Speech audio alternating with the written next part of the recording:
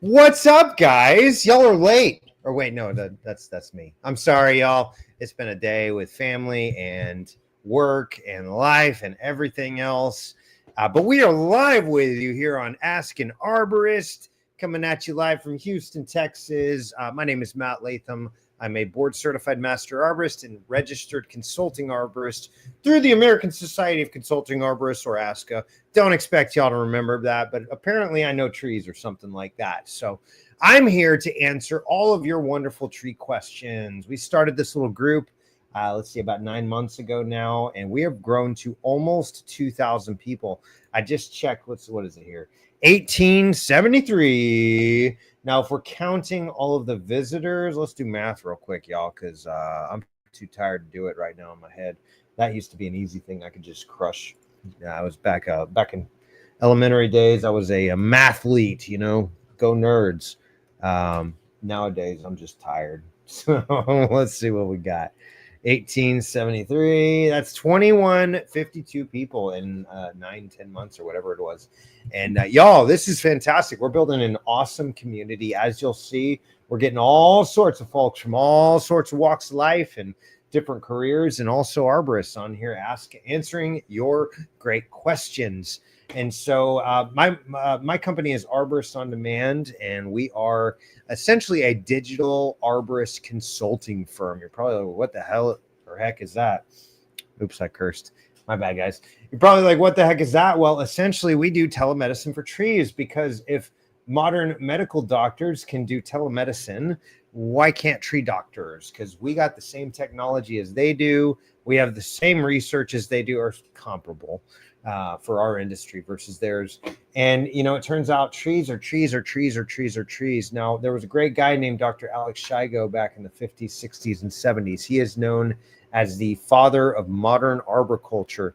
Used to say one of the three most important things to being a great arborist are: 1, know your tree; 2, know your tree; and 3, know your tree, because it really does make a difference. Just like, the Bible says, raise a child in the way that he should go, and when he's old, he'll never turn from it. That's what we try to focus on with your trees, because realistically, trees are phenomenal, wonderful parts of our lives that give so many benefits to us. They are appreciating assets.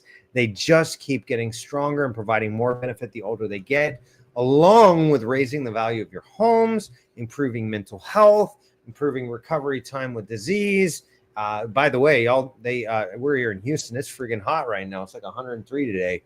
And y'all, turns out trees actually shade your house, and they lower your AC bills. So you can do the math a bunch of different ways. We were actually talking about that in the ASCA forum. What's the right way to appraise a tree? Well, what do you mean by that? There's so many different ways to look at the value of a tree. There's the intrinsic value. My granddad planted a tree. That was the first tree I ever climbed. Let's see if I can find it here, because this is fun. But the first tree I ever climbed, I got pictures when I was 3 years old, climbing my grandfather's tree that he planted in my grandparents' backyard in Dallas, Texas, back in the 50s. And we used to climb this tree. Let's see if I can find it here. Man, it was like big tri-dominant, 3 limbs, gigantinormo red oak. And just an awesome tree. And I remember I chased my cousins up the tree. They did fine. They were older. I got yelled and screamed at by my mom. Hey, look, check it out. I'm silently judging your trees. Don't decrepitate your crepe myrtles. I'm silently judging your trees. That's true. My wife says I got my head in the trees. This was fun. I used to climb competitively. I'm like rambling on. This is what y'all wanted to see. This is my beautiful 3-year-old self climbing my first tree back in Dallas, Texas, in Grandma's backyard. We actually collected about 2,000 of the acorns. And one of these days, I'm going to start a little orchard. Because why not? Life's short, y'all. Anywho, that's kind of a little bit of background about me. Y'all don't care. What you do care about is getting these awesome tree questions of yours answered. So that's what we're here to do tonight. We're going to start with Ryan Perkins. We basically left off last Tuesday. Y'all, this is getting so crazy that we've had to break this up into 2 different weekly sessions. Before, I just type it up, answer y'all's question.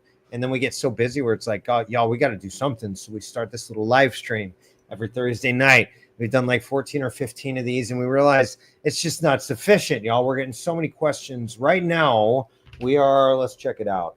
I said we were at 1,873 members, and what that breaks down to on a weekly basis right now is, hold on, my internet's not working very well. 252 people joining just in the last week alone. Y'all probably can't see that, but 252 is the number of our weekly guests. So let's get right into it. I'm done burning y'all's time, but let's check it out. So, hi all, first time post, but not sure where else to turn. That's fair. There's not a lot of great Ask an Arborist groups like this out there. Humble opinion. I believe this is a Vitex plant tree we installed back in April. It was growing fine until about 6 weeks ago. I noticed one limb specifically looked really bare and leaves were turning black, so trimmed it back. That's fair. Then it has looked fantastic and healthy until the last 2 days when I came out to it looking like this. It gets plenty of water, and I sprayed fungicide after trimming the bad branch off. We've had a lot of heat here, but we have irrigation and been watering it outside of irrigation circle. That's good. Keep that up. Make sure to get that water outside of where you planted the tree. That way the roots are going to chase after it. And you'll just develop a stronger root system, plain and simple. Many of the leaves are crispy and started to unalive. Close up of one of the ends that is black. Any idea what's going on here? I would be willing to bet money, and I work hard for my money, y'all, that, yeah, planted too deep. Notice the root flare seems to be covered up. Yes, you want to push back the soil. What I'm thinking you got here, Ryan, you've got a tree that was, and I keep hearing that term, it gets plenty of water, it gets plenty of water, it gets plenty of water. Now, maybe that's true, it gets plenty, but not too much. But most of the time, what I've found, at least in my experience, is when somebody's saying they get plenty of water, it's usually too much. So what's happening is probably the roots are drowning.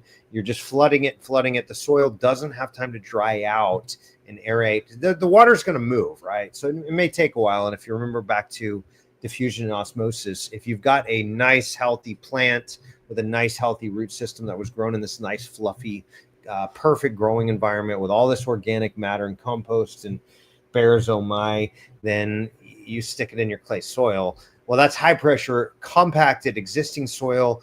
Water wants to go from there over into that planting container. So a lot of times when I hear it's getting plenty of water, I would be willing to bet money that's probably what's going on. I see it's really wet here when I look at it. And then outside of there, it looks kind of dry. So I would say you might be watering it too much. Try holding off. First of all, do the screwdriver test, right? So that's a great way to check. So screwdriver test is real easy. I got a couple different videos I'll link to you here, Ryan, but the screwdriver test is really easy. Anybody could do it with a long screwdriver at home. Check it out. What you want to do is make sure your soil dries out before you re-irrigate. Christine posted that video about new trees struggling to thrive. This is, I put an extra S there, might be the answer. Well, that's that video is all about radial trenching, and radial trenching, essentially what you're trying to do is create kind of hub and spokes radiating away from the original planting site. That way the roots have an easier path of travel. They can get established more quickly and more easily, and you're adding organic matter, so that water is going to drain out a lot more efficiently. Now, let me give you this one too, because I just did one like the other day, and this one's kind of fun. Y'all are welcome to make fun of me however you need to. I don't care. That's actually a different account. Get a tree survive. No, that's not it. Yeah, here we go. Summer tree survival guide, how to keep your tree thriving in this crazy heat. So check that out, give it a shot. I really like this Humates Plus as well. My Shopify. Humates Plus is a really great product. That's going to buy, it looks like you might have somewhat of a clay soil, but correct me if I'm wrong, of course. But the Humates Plus is going to, those Humates will actually chemically flocculate the clay. Don't expect you to remember that term.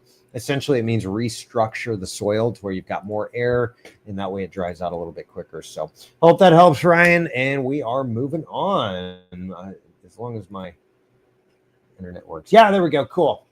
All right, so Peter's asking from Chicago. What's up? My family's up there actually. I've got my godmother and godfather and my cousins are up in that area. There are some trident maples near my house that are starting to have unalive branches and trunks looking rough. Ooh, that is looking rough. Yep. Any idea what this might be? In reading, I've heard they're susceptible to verticillium wilt, which can't be treated. No, it can be prevented though. Don't know if it is this or something else. Rain has been frequent this summer, so not heat related. Any guidance would be appreciated. I actually do think like maybe verticillium, some sort of fungal pathogen. That looks like it could very easily be verticillium. Verticillium is, we talked several times about like things like Phytophthora and hypoxylin. These are all vascular wilt diseases. There's really two primary categories of fungal pathogens. You've got your wood decay fungi like Basidiomycetes is the class of those that we call them, and then you've got the vascular wilt type disease. Saprophytic would be the term there, but they are Ascomycetes and things like that are mostly going to go off of dead wood only. They're not going to unalive living tissue. And that's the problem with these vascular wilt diseases. They do actually unalive the living tissue that basically transports water and minerals up from the soil up into the canopy. So yeah, I would suspect maybe some sun scald might have damaged that as well. It looks like maybe the sun's going that direction, so you might have if you're looking at me that direction. And so it's looking at the tree that we're looking at here, and essentially that can, if you get like a really, really hot day, and it looks like the tree's been doing this for a while. Correct me if I'm wrong here, Peter, but it looks like it started with a sun scald. You do have the root flares buried slightly here. It looks like they've been exposed though, so kudos, well done. And that sun scald can start all sorts of unaliving, which will leave the tree more prone and susceptible to vascular wilt fungus, wood decay fungi, things like that. So, hey, we got a question in from Sprouting Arborist. I planted a catalpa tree recently after an unsuccessful attempt earlier. Put garden soil, perlite, and vermiculite along with mulch in it. Should I fertilize, add microlife soon? It sprouted this year. Hey, I like to play on words. Sprouting Arborist, it sprouted this year. Yes, you don't want to fertilize. Actually, what you may want to do is do the microlife, because and this is something I talked about in a video recently, and I'll post that here in a minute. But the microlife is not so much a fertilizer as it is a biostimulant type product. And essentially, here's the difference. Chemical fertilizers generally are going to, a complete fertilizer is designed as having nitrogen, phosphorus, potassium.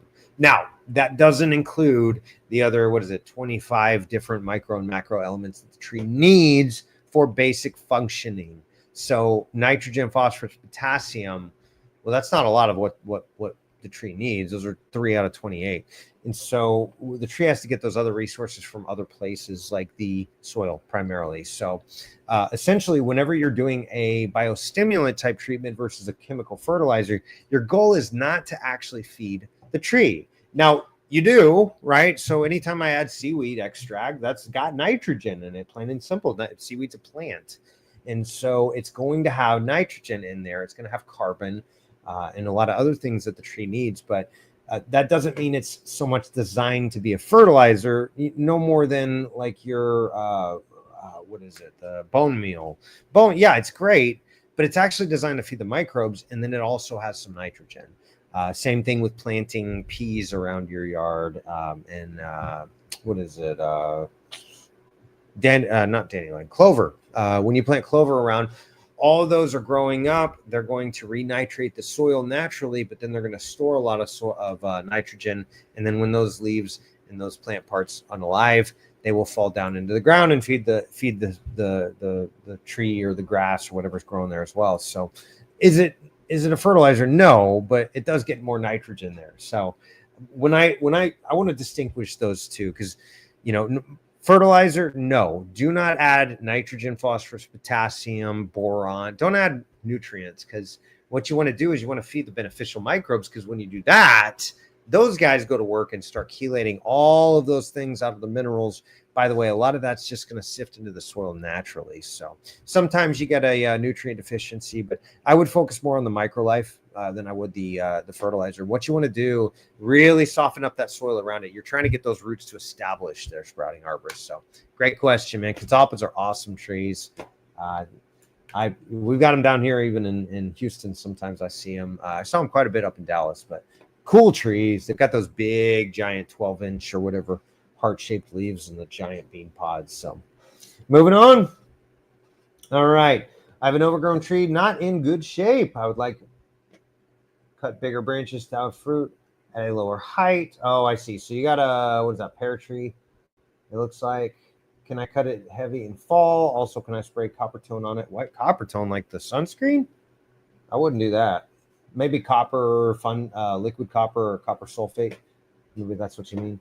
Leaves have spots and fruits have brown spots and fruit gets rotten once ripe. Yeah, that's a fungal. That's going to be fungal. Any advice is appreciated. What I would do is, instead of focusing on pruning, maybe get a scaffolding, like there's a landscaper, like an orchard person's ladder. It's basically got 3 prongs. 2, your standard A-frame ladder where you've got the bars across that you walk up, and then it's got 1 on the backside. So it's really good for orchards and things like that. And you can like weave it in the branches. It doesn't have that backside with the same kind of H-shaped, like wide frame where it's going to rub all up in the branches. You can just stick it right in there, and it's a lot easier to work with if you're a pro like me. But yeah, you can technically prune it back quite a bit. Now, the bigger issue there, I believe, is going to be your fungal issues. And let me show you a couple things that I might do. This actually, I need that link. Hold on. Give me that link. This is going to be a great product for you because the humates are going to boost the health of the beneficial fungal agents. I almost said pathogens. They're not pathogens unless they are pathogenic. But that stuff, I would add this stuff because this is actually, y'all, and this is like, somebody was razzing on me the other day. Like, well, it's, you can't promote these things. They're not backed by science. Well, you're wrong, actually. There's a lot of good science behind it. I got to add this fact sheet, but let me go through this for y'all. Microlife fertilizer real quick. We're going to go over a couple different things about this because there's one in particular, bacterium, that is really, really common and gaining a lot of popularity when it comes to antifungal properties. Now, I can't say fungicide because, again, that's fertilizer versus biostimulant. Fungicide versus antifungal, those are 2 different things. So let me show you this stuff because it's really cool. Maybe that's the one. Yeah. All right. What do we got here? Download digital brochure. I don't want to download it. I already got it, but check it out. They got a whole fact sheet. So, we talked about Phytophthora, root rot. Look at all these bacteria up here. That Phytophthora right there. Boom. Almost all of those, the trichodermas are the ones with the most research on them. Yeah, Catalpa, I would see. Yeah, no worries, sprouting arborist. I would say with the Catalpa getting it started, you want the Humates Plus, and that's this stuff right here. I'll go ahead and link it in the. This is gonna. Sorry, y'all. I'm gonna spam Facebook and YouTube, but that stuff is really great, sprouting arborist. And then I might even do, there's a couple other cool things about this too. Is not only do they actually suppress a lot of the fungal pathogens that might attack the tree, but this actually might be good too because check this out: plant growth promoting rhizobacteria, lipopeptides, Iternus biopesticide. I don't even know what lipopeptitis Iterans is. I don't even know what that is. Systemic acquired resistance, or these are just basically promoting like plant health, help the plants obtain nutrients. That's true. Physical barrier, root barrier to disease, activates plants' defense systems. Yeah, a lot of these bacteria actually stimulate hormonal responses in the tree as well. Works well in salty, safe, degrades glyphosate. Look at this. One of these bacteria actually eats glyphosate, Bacillus megaterium. Let's hear it for Bacillus megaterium, y'all. That's some awesome stuff because glyphosate is, excuse my language here, sucks. And it's horrible. It's one of the leading causes of prostate cancer in men. So no good. But yeah, give that stuff a whirl. The only thing I would say, Anonymous, with the liquid AF is you want to make sure that you add molasses. That's really important because that's going to feed those bacteria, and they're going to go to work and feed. That's what's going to jumpstart a lot of those guys. Some of them lay dormant in the liquid use, but feel free to get those. And oh man, I love this. Michael, I'm gonna give you kudos where kudos is earned. Okay, so I don't even know what the post is yet, but True Green ain't cut out for real matters of plant health. Shots fired. Boom. I agree. Yeah, I'm on Michael's side there. Well, I'll fire some shots too here in a minute. Just wait. Okay, so we're moving on. Thanks so much for letting me join. You're very welcome. Thanks for being here, Colette. We have serious concerns about trees and our tall hedges are unaliving. True Green hasn't been able to help. Yeah, it's not what they do. I'll take some pics. Thanks in advance for your help and expertise. Let me tell you about True Green. And please don't sue me, y'all. True Green mostly. But here's what they do. I'm going to try to be as litigious and wise about this statement as possible. But they have one formula, and it's a program. It's a okay. In January we do this. In February we do this. In March we do this. Well, here's part of the problem. A lot of those products that they're using, the guys spraying, do not have a single clue what they do, how they affect the plants. When I do my expert witness work, a lot of the time it is actually dealing with chemical trespassing is what the term is. And essentially it's poisoning. So somebody's spraying their, dandelions in one yard, the wind blows it over to the other house and it unalives my client's trees. And so, yeah, that's what they do. They put all this massive concoction of their own special. They probably got patents or trademarks. I don't know, but they put them all in that big giant tank, and then they go through and they just spray. Anyways, it's just wild. Oh, I didn't mean to touch that. Sorry, Al. But the guys doing it, they don't have a clue, so they'll just go and spray stuff. And they say, well, it's fungicide. We'll define that because there's different classes. There's different types of fungicides. There's different classes. There's different types of herbicides and pesticides, and all of those things make a difference. So what they're coming in and doing, they basically come in with fertilizer, which is, again, chemical nitrogen, phosphorus, potassium. Well, here's the thing. If you're in a drought condition, that can absolutely devastate your entire yard, but also your trees. So Colette's asking about these trees. Let's see if we can figure it out, y'all. This is going to take a little forensics. I do see some kind of greening here. They almost look like arborvitaes, I believe. Correct me if I'm wrong there, Colette. Oh, wait. You're talking here. You can see in the front yard, one of the trees is starting to change color. What happened? Why did it do that? What did that? Like the one in the backyard did. Is there any way to save it? If that is my answer is going to depend. If that is a cypress of some sort, I would say that looks spot on. Ceridium canker or severe mite damage. Neither one of those is good. You've probably got some extra salt levels. Yeah, that's a True Green yard right there.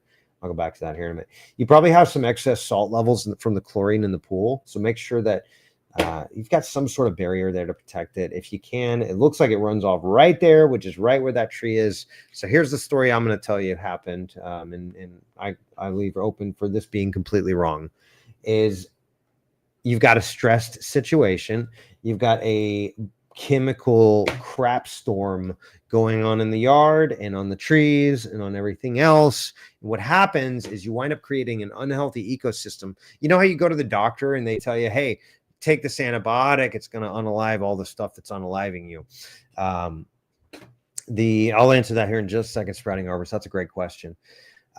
In what ways do the chemicals hurt? Oh, so many. Let's go through that. That's going to be a fun talk.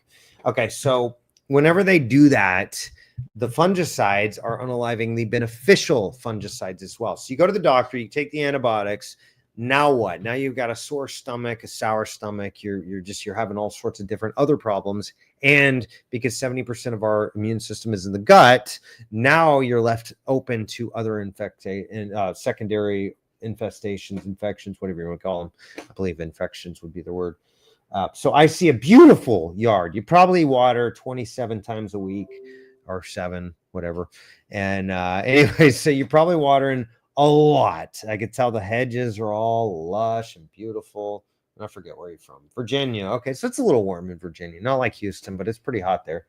I can't get anyways, and it has been from what I understand this year. So you've got brown patch here is affecting that. I believe that almost looks like brown patch. It could be something else, maybe chinch beetles.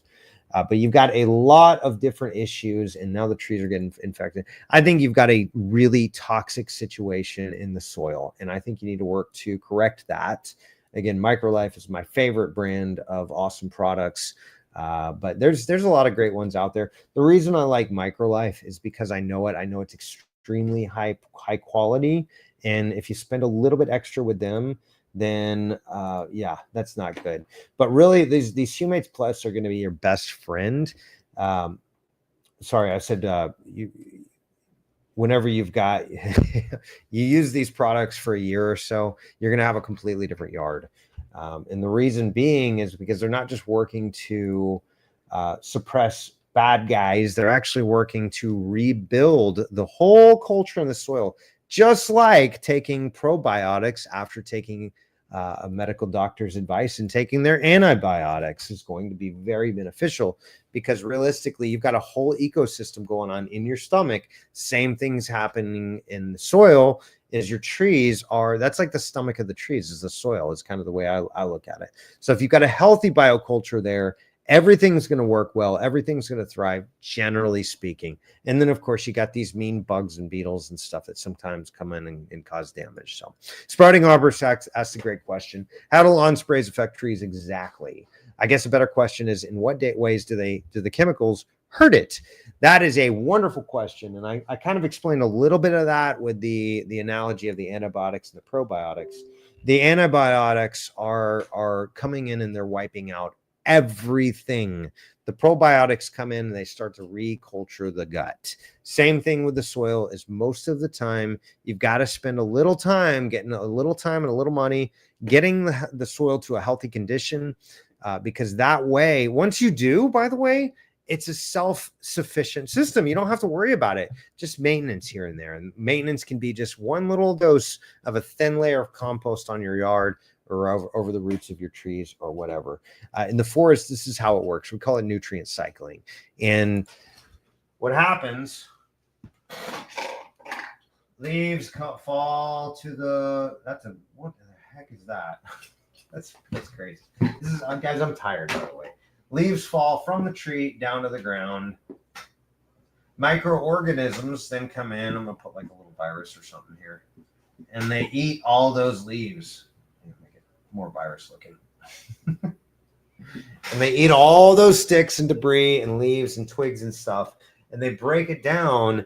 And that's what goes back into the soil and feeds your trees. And so when you feed these guys, the good guys, and sometimes you need to introduce them, not very often, but essentially what's going to happen, getting back to your question here, Sprouting Arborist, all of those chemicals, all of them, all of them, herbicide, pesticide, fungicide, even fertilizer, is going to negatively affect those guys to some degree, and it varies. And so, like, for example, insecticide is poison for insects. What do you think it does to microbes? That's like, bleach is poison to us. What do you think it does to your fungus? It kills it, right? Unalives it. Excuse me. Sorry, Faceboobs. I didn't mean to offend. So exactly what does it do? That's a very, very, very weighted question. But essentially what it's doing is it's destroying every good thing that your tree needs to thrive and survive. So don't do that. Fungicides, if you can avoid them, please do. Typically, and again, I'm going to go back here. Nothing personal, Colette. You got a beautiful yard. I would be willing to bet money you water way too often, and you need to get, you've got to get those guys off payroll, because they will cause so many problems. You have no idea how many clients I get and how many yards and trees we fix from a lot of those big box fertilization companies. They're just no good. Like, I'm sorry, if you don't like, what's that? Hippocrates said, prescription without diagnosis is malpractice. And that's what those companies are. They're diagnosing, or they're prescribing without any sort of diagnosis. They say, well, you got fungus, you need a fungicide. I'm sorry, it's more complicated than that. Like, they just can't just blanket fertilize and fungicide and insecticide, everything. Otherwise, you wind up with a sterile environment, and we get what's called pest resurgence, where you unalived everything. Now the bad guys have no enemies. So don't do that. If you can get them off payroll, let's work hard on that. And feel free to hit me up. I'd love to get on a digital arborist consultation with you too, maybe, and see if we can't figure this thing out together. And really get a good game plan together, because I think you got a big problem and you're only going to see it get worse, and then you're going to go spend bukus of money replacing everything, only for them to treat it again and it to get worse, and then it's a big vicious cycle. Moving on, y'all. All right, sorry, that's a lot, and I'm going to go faster moving forward because we've spent a lot of time on like 2, I think, or 3 or 5 or whatever. Hello, and thanks for the ad. Can someone please explain these spores from Fresno, California are on leaves? I've noticed them for years, but they have multiplied each year. Those are called gall. Let's look up gall. What's that bumpy growth on my tree? So, by the way, I played this for some, let's just say, older gal, and she said, I said, well, can you give me your honest opinion? She said, well, it sounds racist. I'm like, racist? What are you talking about? Y'all see, check it out, because it's funny.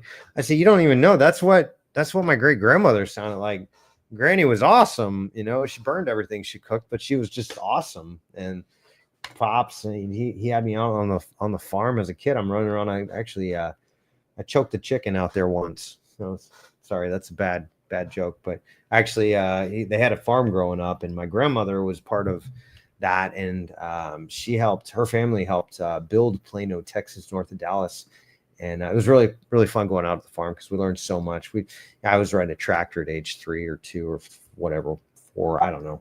Anyway, so this is Colette's short video. I hope that answered your question. Oh, Leland cypress, yeah. So I would look into possibly Ceridium canker.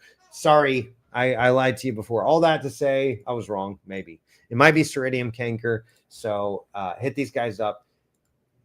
I'm really glad you told me that, and I happen to see that. But yeah, gall are not a problem. Go check out that video. They're really a minor thing. What you do want to do is just boost the overall health of the tree, because generally speaking, gall, wasps, chalcid wasps, and things like that are going to go after the stressed trees more than they're going to go after the healthy trees that have defense mechanisms against those things. So anywho, we're moving on. Hope that helps you guys. All right, so Greater Toronto Area, Canada. My maple tree is suddenly wilting at the top. The leaves are very dry and some are torn. The coloring seems off also. Yeah, I see chlorosis there. With a darker color in it, it is starting to touch Siberian elm growing next to it, beside it. Could that be causing this problem? No. The lawn here gets watered half an hour every week and never had a problem with it before, or any other my other trees. Not sure if it's a sugar maple. Well, how are you going to go saying it's oh, she just said maple. Sorry, my bad. All right. Yeah, that is called chlorosis. That is generally going to be an iron or manganese deficiency. Typically oh, wow, you got a lot of competition there. Also, yeah, you are shading it, but I don't think that's causing the problem. So chlorosis is generally going to be iron, manganese, magnesium occasionally, nitrogen occasionally, basically deficiency. So you've got a lot of plants down there all taking all that ground cover is going to steal some of the nutrients. I also see that the root flares are buried, and I can't tell anything from that.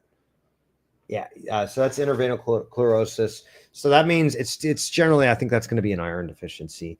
But don't just go pumping a bunch of iron into the soil, because part of the problem is you don't have the right microbes in there. So this is a great choice to use this MicroLife Humates Plus. What that's going to do is that's going to feed all the beneficials so they can go to work to chelate some of the minerals out of the soil. It's also going to chemically flocculate and change the physical properties and the chemical properties of the tree, or excuse me, of the soil. And that could be the night and day difference you need there, Anonymous. So yeah, check that stuff out. Apply it liberally, and also make sure that you're not like don't just go get something you think is comparable from the Home Depots or the Lowe's or whatever y'all have in Canada, don't you know? What you want to do is get that MicroLife Humates Plus. And the reason being is because it really is superior. There's so many little kitschy products that those big box companies sell, and a lot of them don't work. I will say their black cow manure is awesome. I have saved a lot of trees with that stuff, but for the most part, I get that sometimes as people say, well, I was going to go get that, but then I saw the price of the bottle and it's like, whoa, that's brutal. So I went and got something else. Now my tree's still not winning. So I'll give you an example. Like in practice what you preach, right? Like, shoot, I use it on my yard, y'all. November is when this yard was put in, November last year, less than a year ago.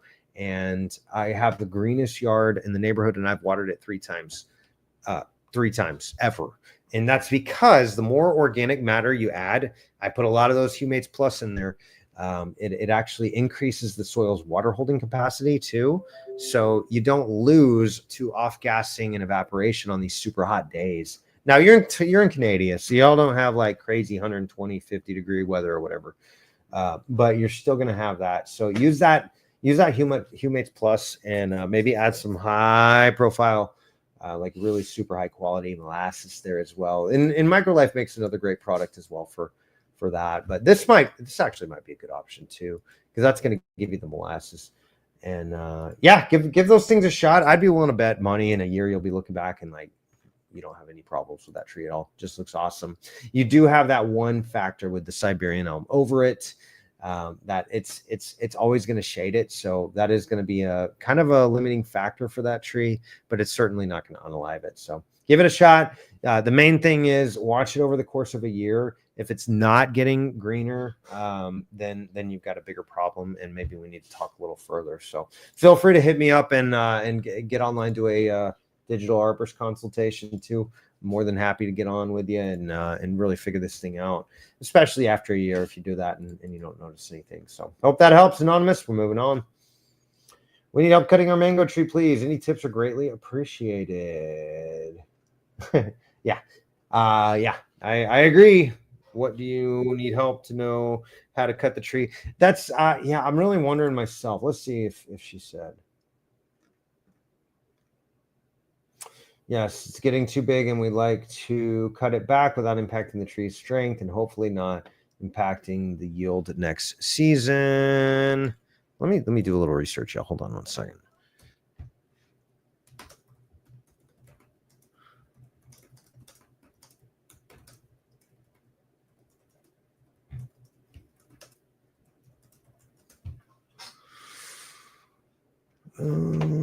Terminal ends of the previous year's mature shoots. Okay, great. So they don't fruit on the brand new, like the real small, tiny branch that's come off the ends there. What you want to do is you want to create like kind of an open vase type spreading canopy, if you will, and that'll help a lot. Prune after the harvest this year. So if you've got some,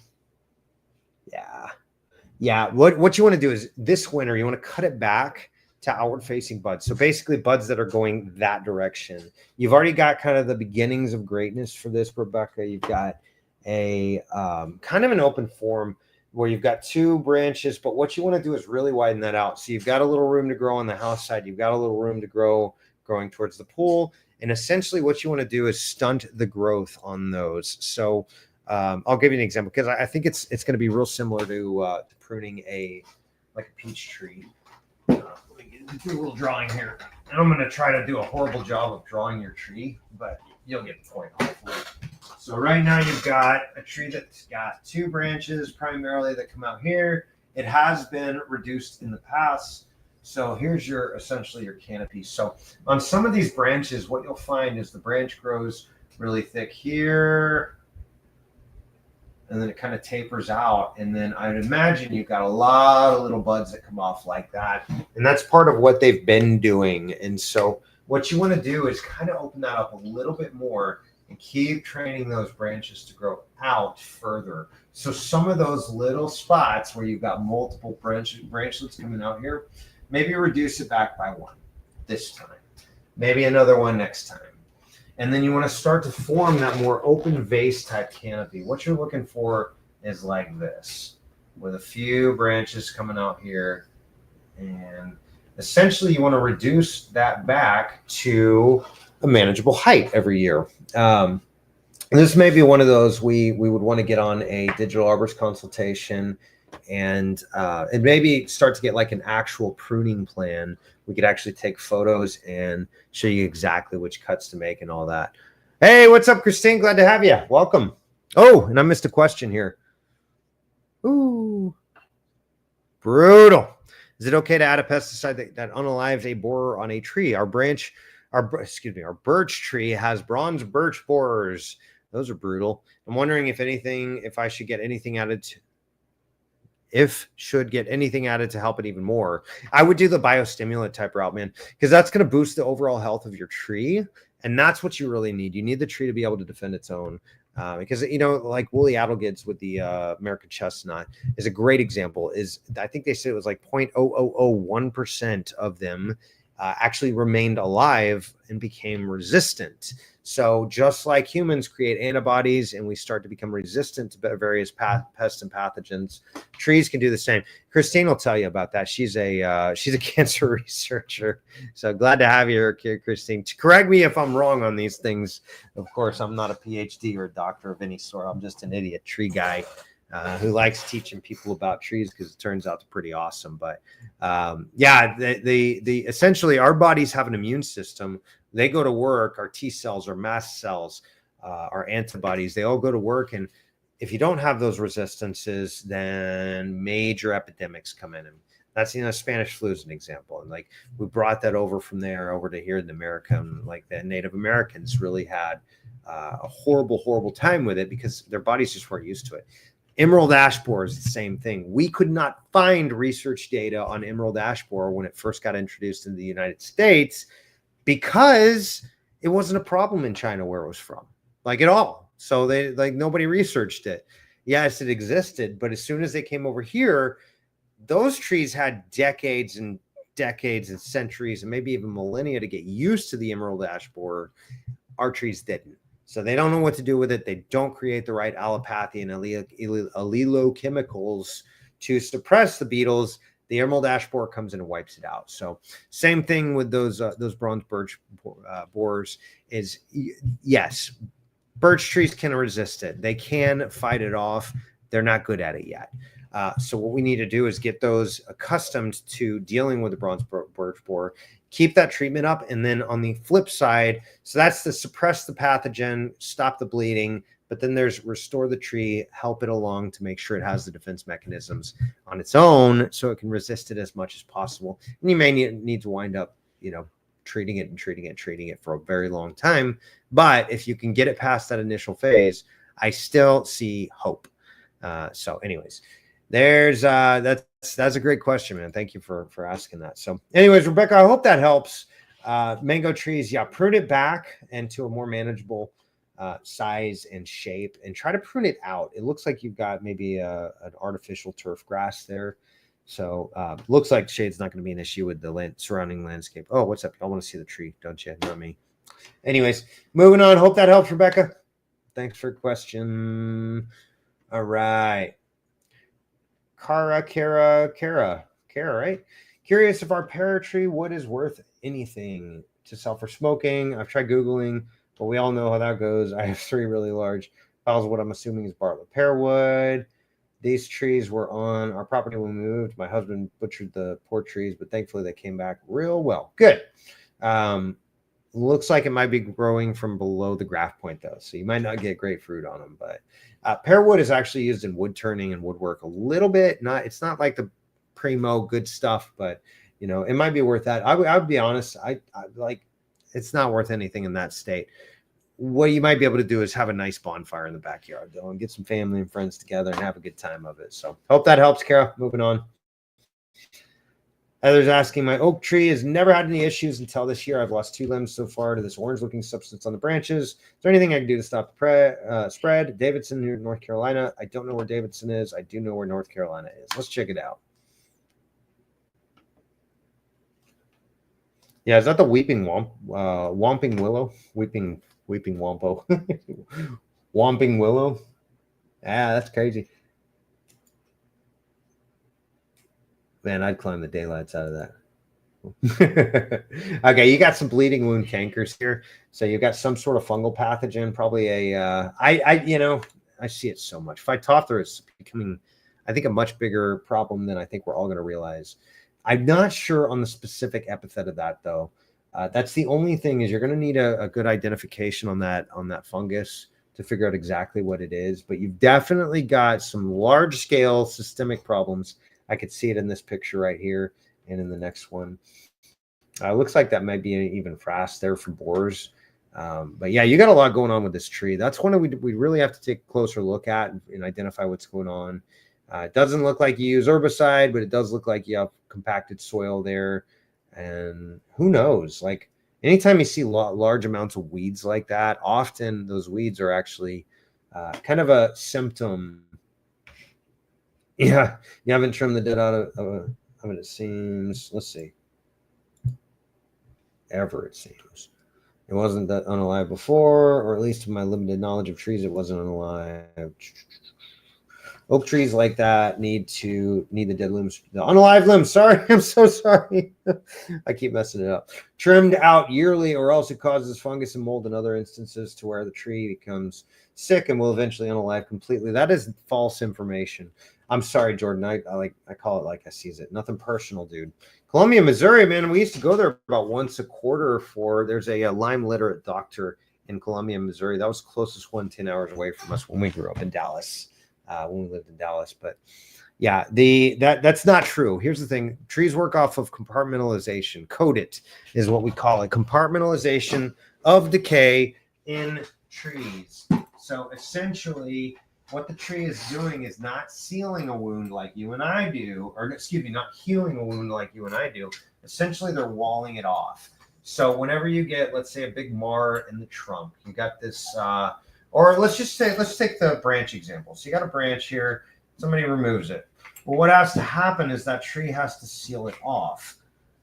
And so what it's going to do is it's going to form these little barriers. And that's why you see those little rings after you've cut the tree. Is you get these little rings that grow and then eventually it closes. Like sometimes it takes decades even, but the tree's got all the time in the world as long as it's got the resources to keep that's funny. Bonkers saying it needs us to trim it.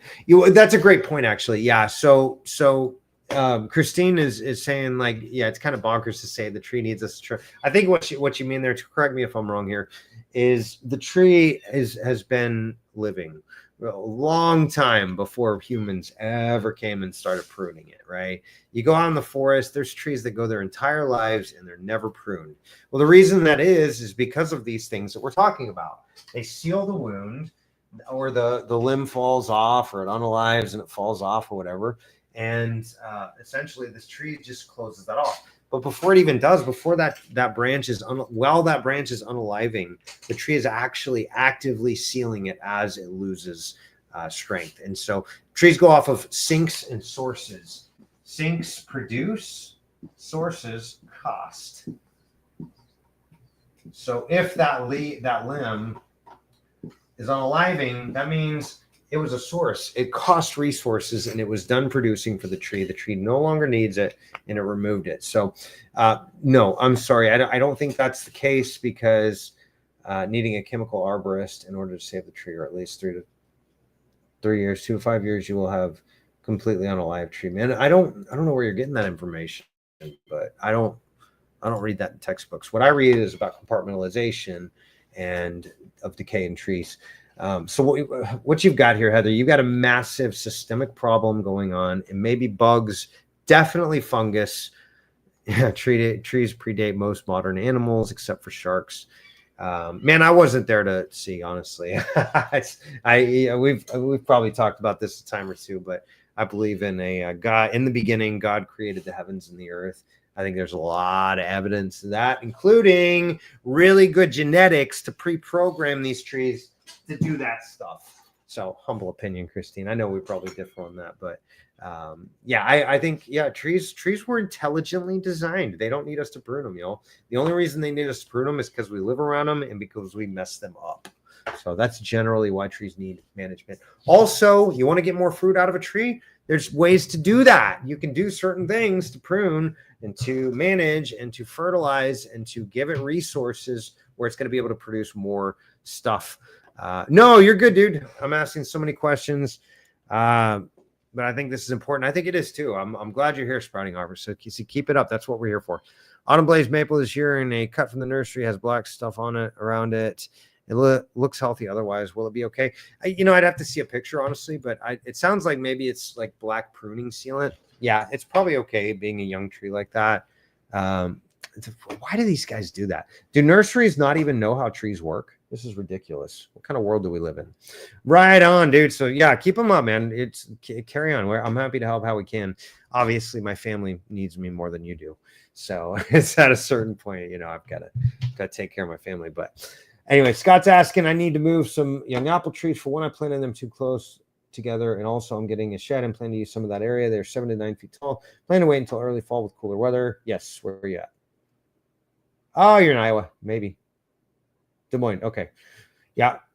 I plan to wait until I'll be using a spade and shovel and hope to save as much root as possible. 2 Honey Crisp, 1 Crimson Crisp, 1 Fuji. Any tips or advice ahead of time? Yeah. Definitely wait till fall. Definitely. Also, when you plant them in the new hole, you want to make it 2 to 3 times the diameter. And the reason being is because whenever you remove that soil, let me go to the big screen again. So let's say you've got a 12-inch diameter. Oh, those are going to be a lot more than that. Let's say you got a 3-foot diameter root ball, big apple tree up here somewhere. So you got 3 feet across here. You want to make sure actually 9 foot across. People think I'm nuts when I say that, but this is so important. 3 foot here, 3 foot here, and 3 foot here. And the reason being is what you're doing, you're taking that soil out and you're breaking it up. That's going to naturally aerate it. And so when you put it back in the hole, even though you're squishing it down with water, that's important too, you're actually still left with a less compacted soil than the outside of that area soil. Don't mix in other stuff. Don't like so many people want to like say, well, you got to put all this compost and all these aggregates and vermiculite and all that. And it's like, it's not necessary actually. A better choice is actually top dressing it. A lot of research out there is showing that as well. So that's just not just my speculation, but yeah, they're pretty young trees. 9 feet tall on an apple is, those look to be maybe 9 feet tall, but maybe 2 years in the ground, maybe less. So I'd say you got a pretty good shot on most of these. I love that you're asking these questions, Scott. So if you want to do a more closer look at it, especially come time to start planning and plotting and preparing, I'd love to help you out. Get on a Zoom chat and see if we can help you. Just make a good decision and figure out the best plan. Also, Christine keeps recommending this video. It's let's see if I can find it. Radial trenching. Yeah, this guy.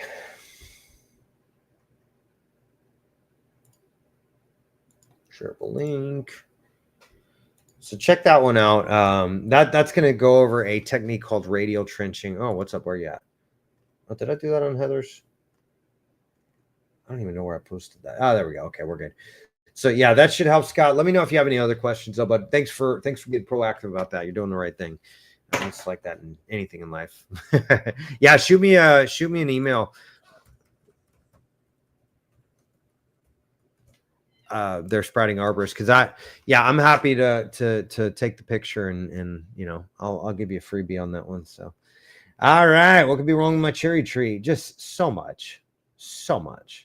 Those look to be pitch tubes on a pine. Basically, that is the tree. You remember back in watching Jurassic Park, and you got a mosquito trapped in the amber. That's essentially what the tree's doing. I think you've got some sort of a borer issue, Michaela.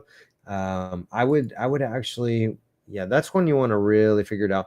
Take a knife and try to scrape some of that away. See if you could see any like holes in the bark. Oh, what's up, buddy? Yeah. Hey, this is great, Mickey. I really appreciate that. Mickey saying, I just wanted to say I'm thankful for the content you post and the information you give us. As a young student who wants to become an arborist someday, you sure, man? It's a tough industry. there's a lot of sides to arboriculture. Actually, I don't want to dissuade you from doing it because we got an awesome job, man. I gotta say, I made it out alive somehow, and by the grace of God, after all those years of climbing. And it's a fun industry. So we'd love to have you. And let me know if I can help any other ways. I'm happy to guide you along. But anyway, sorry, I got distracted. That was a sweet comment, Mickey. Thank you. Michaela, yeah, I think you got some sort of borer issue there. It could be fungal, but I don't think so. That looks beetle-ish to me. You might want to check out with your local agriculture extension and see what kind of pests are in your area. Because if those are, you're going to want to have it treated ASAP, depending on what it is. Yeah, insect damage and resins as a defense mechanism. Don't peel it off, but if you find beetles on it, look up what it is. And if they're a problem in your area, beetles usually only hurt already stressed trees. That's absolutely true, Alex. Well done, Mr. Head honcho of Evil League of Evil. Right on. Glad to have you there, buddy. But yeah, that's solid advice from Alex. I would go with that. Yeah, check it out, and then check out that website. That's just a blog I put up with all the different U.S. agriculture extensions and how to get a hold of them. So where you at? Bethel University. That could be anywhere in America. There's a lot of Bethels out there. I need some info on sun scald fir for my Navajo globe willow. Sun scald for my Navajo globe willow. I actually don't know that one. Man, that's a tough one. Sun scald is essentially you need to protect it. That's all there is to it. If you can find a way to protect the tree from the sun, that would be ideal. I don't have a picture, so I can't really give you any solid advice, but you may want to try some lac balsam over that wound as well. Let's see if I can find it. treestuff.com.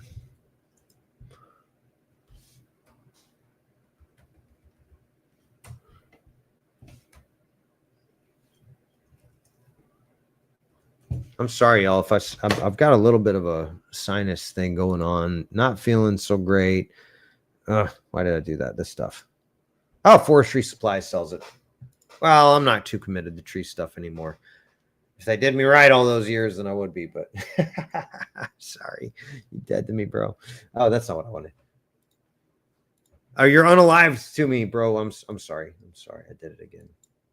Lucas and Facebook's going to get after me, y'all. All right.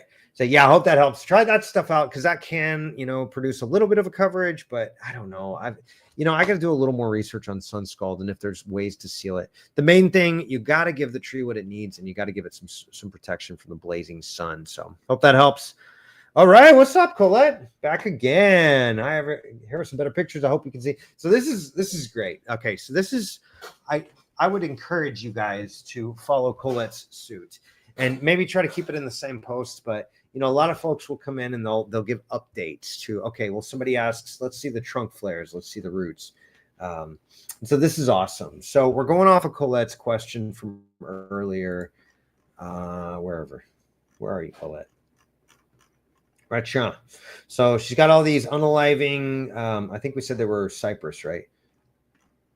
Leyland cypress. So Leyland cypress doesn't like to be pruned in a hedge like that, by the way. So that's not ideal either. But, we can work with a thing. Well, where the heck is the other one? Did I go too far? I've already done these. Haven't I? Yeah. What on earth happened? I was going the wrong direction. I swear to drunk, I'm not God. Here it is. Yeah, I found it. Okay. My bad. Sorry, guys. All right, so those were the trees. People were asking for better pictures.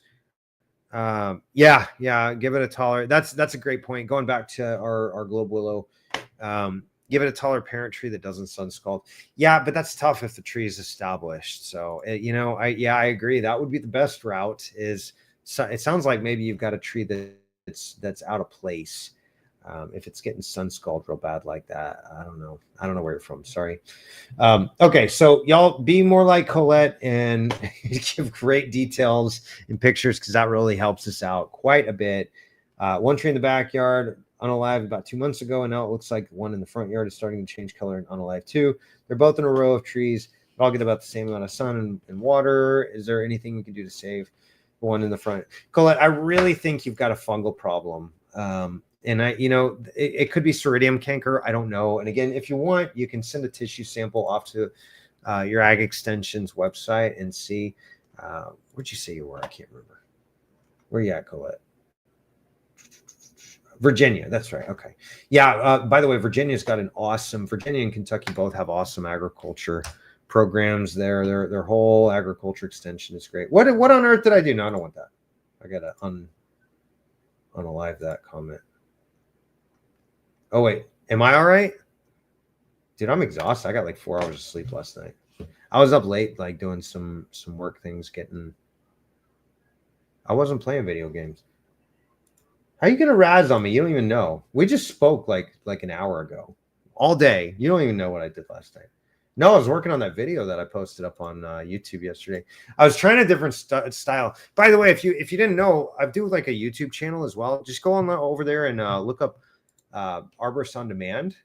And y'all, I would be honored if you would come join me and subscribe to the channel. I'm doing all these cool videos, and I'm really trying to tweak this down to get it down to a system and help you guys out as much as possible. And so I'm trying to do like some different styles of videos. And I just did that one yesterday. Y'all just go check it out. It's kind of funny. Here, I'll give you a little.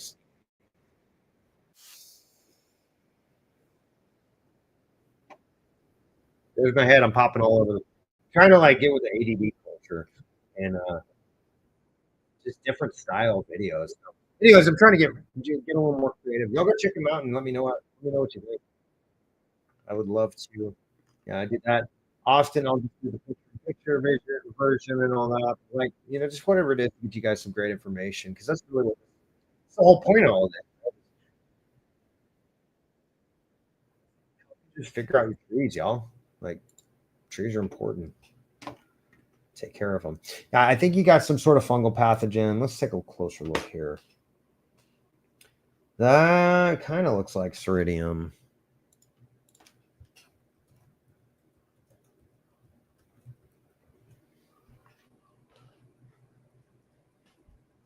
Usually the only thing that tells me that might not be Ceridium is, oh, that's a healthy tree. Never mind. Close up of the unalive trees. Too much water. Yeah, I think that's right. Yeah, Colette, you got a watering situation. You need to cut that back to 2 days a week, no more. I might even go as wily as to say, stop watering for 2 weeks. Like, just stop. It's gonna be so tempting. You're gonna be like, it's dry. The grass is dry. It's brown. It's hot. Stop watering. The reason being is, whenever you stop watering, that dries the soil out, which is going to suppress all of those fungal pathogens. And it's like, yeah, you got brown stuff going on here, and it like, yeah, that's overwatering. It doesn't look like Ceridium to me, honestly. Usually Ceridium starts from the tips back. That could be actually. Okay, my bad. And it starts on individual branches. Oh, thank you. Yeah, that's awesome. I appreciate that feedback, Sprouting Arborist. That's wonderful. Some favorite videos just stored up on my phone to share with people. The radial trenching one is one of my favorites since you mentioned it comes from ancient farming, but it does. Yeah, that's like old school farming practices. Like, y'all, our ancestors knew what's up. Everybody's like razzes on, cavemen and all that, but y'all, they didn't have the resources that we had, and they still had to make it. So they had to figure it out. And that takes brain power, y'all. So yeah, Colette, I really think you've got a massive fungal problem in your soil. So here's what I'm going to recommend. Some things. You can get them from me. You can get them from Amazon, whatever you do, get them and try this stuff out. I'm okay giving away my competitors' secrets that they're on Amazon and I'm not. Oops, man, I did it again, didn't I? No, it's just, it keeps doing that. Why is it doing that, Lucas? Okay, so Microlife Ocean Harvest, that's going to give it some minerals and things like that that are going to be good. This is what you freaking want right here. You want this this Humates Plus, and you want this stuff right here because this is going to reculture the soil and start you getting going in the right direction. Spray this on like once a month.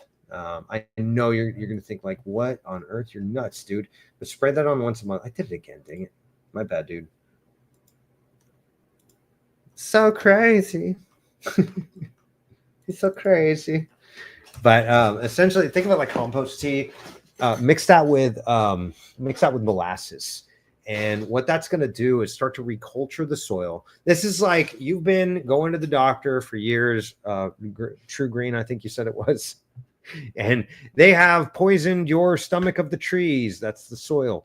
They've unalived everything in the soil, and now you've got all these fungal pathogens that are just coming in and wiping out everything. So, I think too much water is spot on. I'm looking at the soil here. That's like just so saturated. There's no oxygen, no air in that soil whatsoever. Ugh, it's almost like a musty kind of. Oh yeah, way too much water. Yeah, roof flares are buried a little bit. That's not ideal. But I think you got way too much water. You got to get some oxygen down there. So I would wait 2 weeks or so. You just play it by ear. You know, go check out. I've got some videos, some of my shorts that I did I don't know, a handful of months ago about how to do what's called the screwdriver test. Oh, here's a fun one too. I'll give you this one because this is a fun one I just did the other day.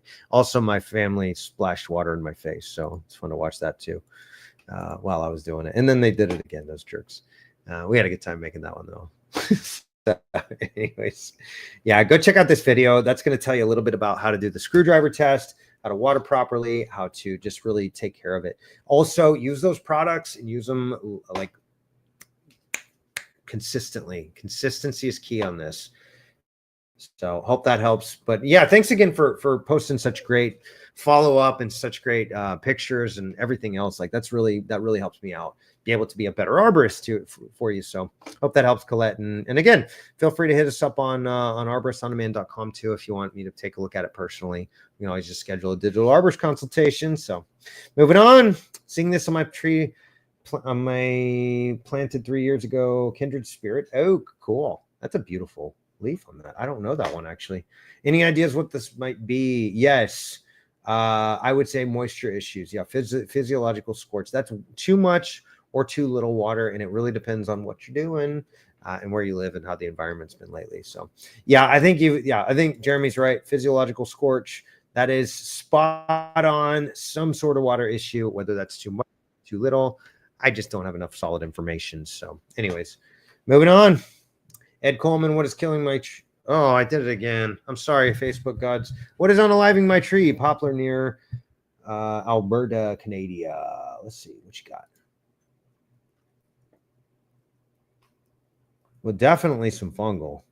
I see all those splotchiness on that. That's nasty. Why is it doing that? Ooh. That could totally be fasciation. That could totally be like a witch's brooming, which is generally often, not always. It can be fungal related. It can be viral related. It can be nematode and amoeba related. It can be herbicide is the most common issue that I see with those kind of things. So yeah, I would look into the whatever herbicide. Oh, you got a tractor. Are you spraying stuff down there, Ed? Whoa. Yeah, poplar. Oh, they're really dry too. I wonder what kind of weather you're having in wherever the heck you are, America. I say that. I was talking to a girl from Perth. Oh, that's Australia, y'all. Yeah, a lot of weeds there. It tells me that there's probably not a lot of nutrient availability to the trees, but I would say it's probably just hot. I don't know where you're at. I'm going to need a little bit more background information on this one. To me, it looks like either too much water, too little water, possibly herbicide damage, some sort of weed and feed type product, but I'm not sure. That'd be one of those we'd have to have a little more in-depth conversation about the history, etc. But yeah, I hope that helps, Ed. Hit me up if you wanna get on an arborist consultation. I'd love to help you out there, bud. Here we go. That's me. All right, moving on. Dan Christian Endall. Where are you from? Don't know.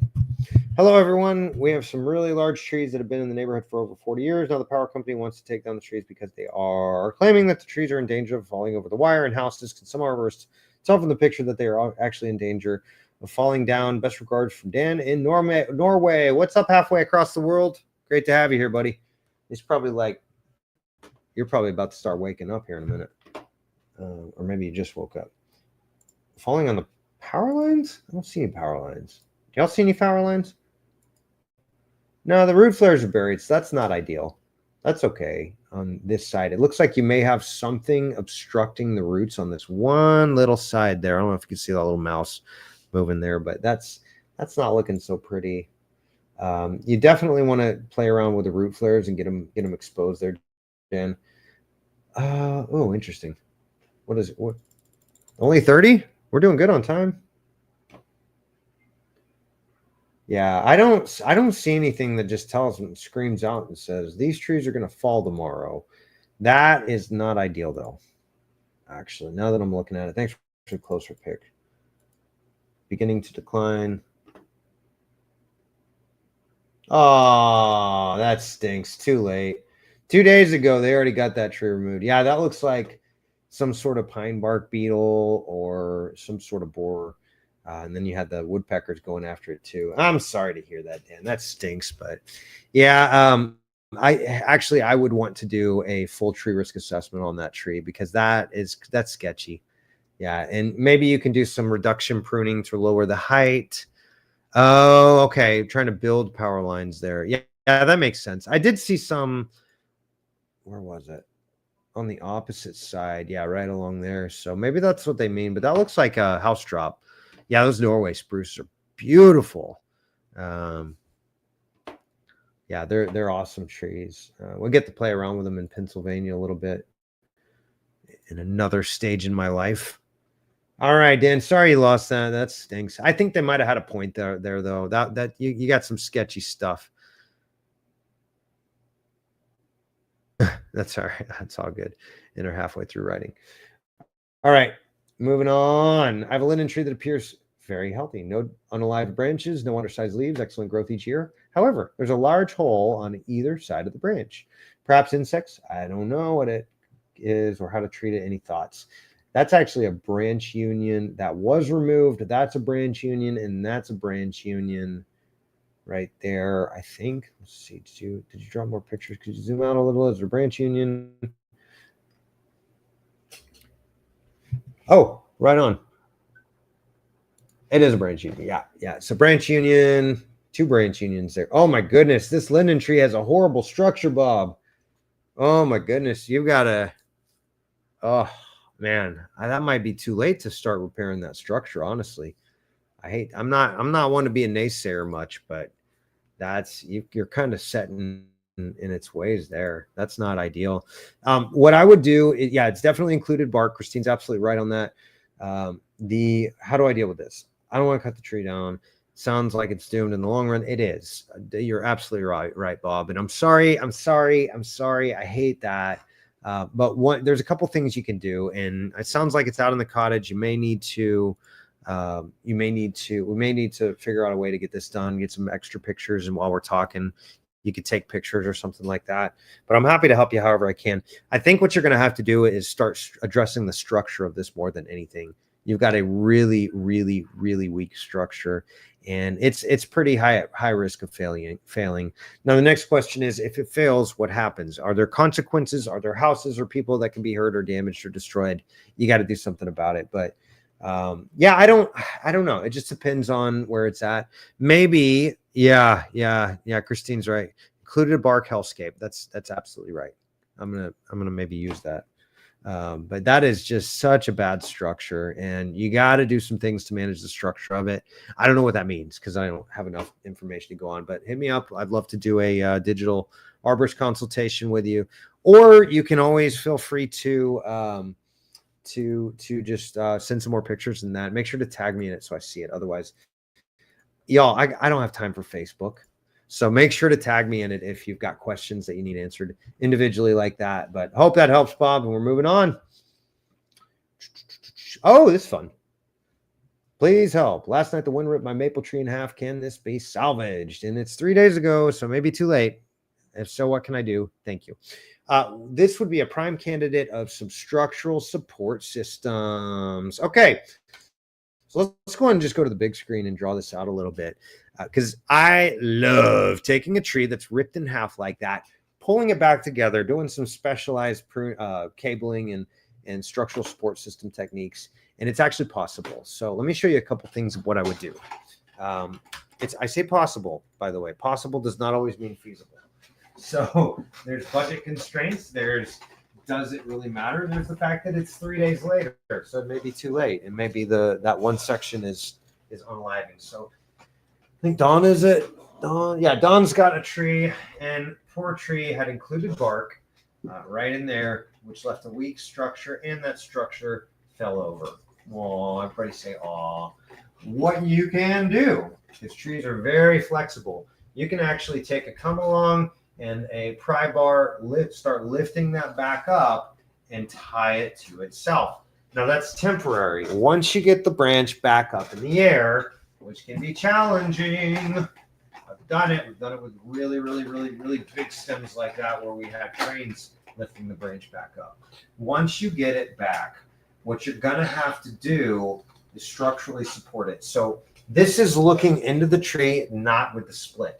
What you want to do, that's the good side, is you want to put bolts that go all the way through that tree. You want to go about 1 bolt per foot of split, and you've got a good 3 feet there-ish. I'm not sure exactly. The other thing that could have used pruning in its earlier years. Looks autumn blazed mapley. Yeah, I agree. Yeah, I think if this tree were structurally pruned and structurally trained from an early on standpoint, from an early on basis, it'd probably be fine, just fine. But so that's looking at this side. Hello. So that's looking at it from where the branch. Oh, come on now, don't do that.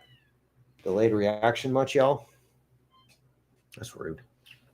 Okay, so that's, you've sealed the branch. Now you're looking at it from this side, and you're bolting those 2 branches together. The other thing is on the split portion, sits right there. You're actually, and this is not to scale, mind you, you're going to install a structural support cable that goes all the way through those. This is best left to a professional, by the way, Dawn. So if you need help finding somebody, let me know. I'm happy to help however I can. But basically, you've got bolts that are running through here. You've got structural support system. By the way, you usually go to just beyond 6 inches or so the actual split itself once you get it pulled back in. Now, that doesn't, no, that's actually, Christine, a great question. Can it repair the xylem and phloem tubes around or is it severed forever? No, it will repair it. The reason being, and sometimes they get crushed, but sometimes they're okay. But the reason being is if you look here, all of those xylem and phloem tubes are still intact on the back side of where it broke. The other thing, Don, you got to get that mulch off the roots. That's no good. But yeah, those tubes usually are left intact. I have had only 1 tree over the dozens that we've pulled back together like this that actually didn't make it. The branch didn't make it because I think it was damaged beyond repair, and I made a judgment call, and it wasn't my best judgment call. Let's put it that way. So I'm human. I make mistakes too. But that only 1 out of a lot of trees that we pulled back together like that. So yeah, structural support systems are a very real thing. They're very possible. You really got to have a good team. So if you need help with that, let me know. And you want, like I said, you want the right guys doing it. But yeah, I haven't even read these, but 12. Oh, y'all got a whole conversation going on. I love this, you guys. This is great. We're gonna put the acid molasses on the trunk where it's supposed. Christine, yes, you need to reduce the longest dominant branch back to laterals. This both lessens the load and reduces the rate the codominant lead grows to establish apical dominance in primary lead. Yeah, Shim's talking about structural pruning here, like we were talking about. Can you say in layman's terms, please? I'm a nurse. All right. So the bone was broken, Miss Nurse Dawn. What you've got to do is you've got to put a stent or a splint on it until the tree can heal itself. Now that splint on trees, unfortunately, is permanent. So, you basically got to put a cast on the tree. And you know how sometimes my grandfather did this. 3 years after I was a certified arborist, he went on and he got on a ladder and he wound up falling. By the way, when I say ladder, I mean 2 steps.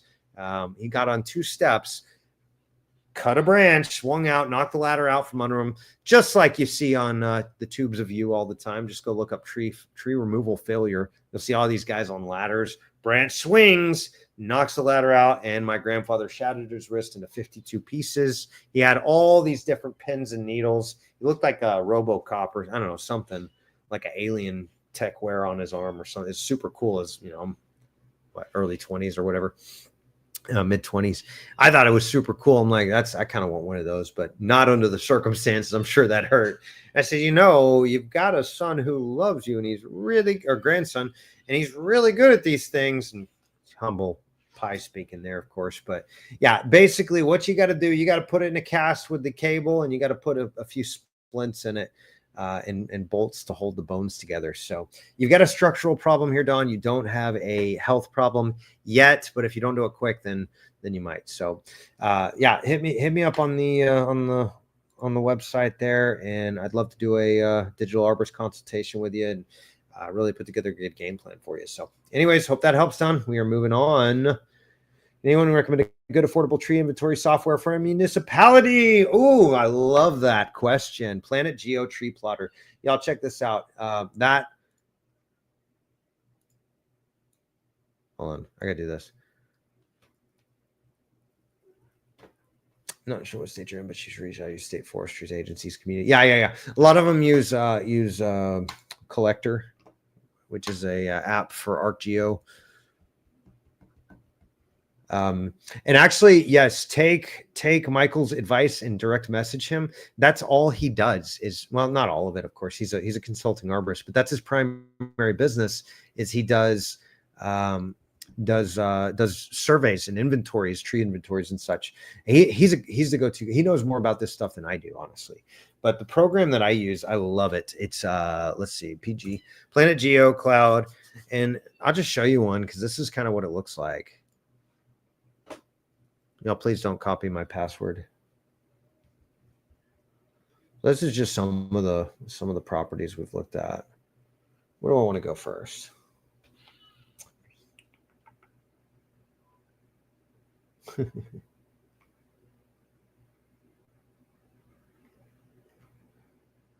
I'll just use my church. All right. So it's a great little program. Oops, zoomed out too far.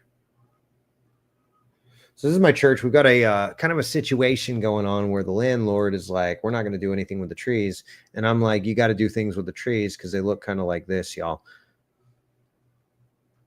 Oh yeah, that video I did on on their trees.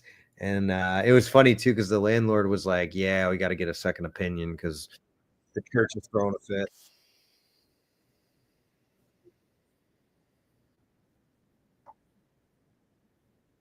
Can y'all hear that? Luke, is that coming through okay?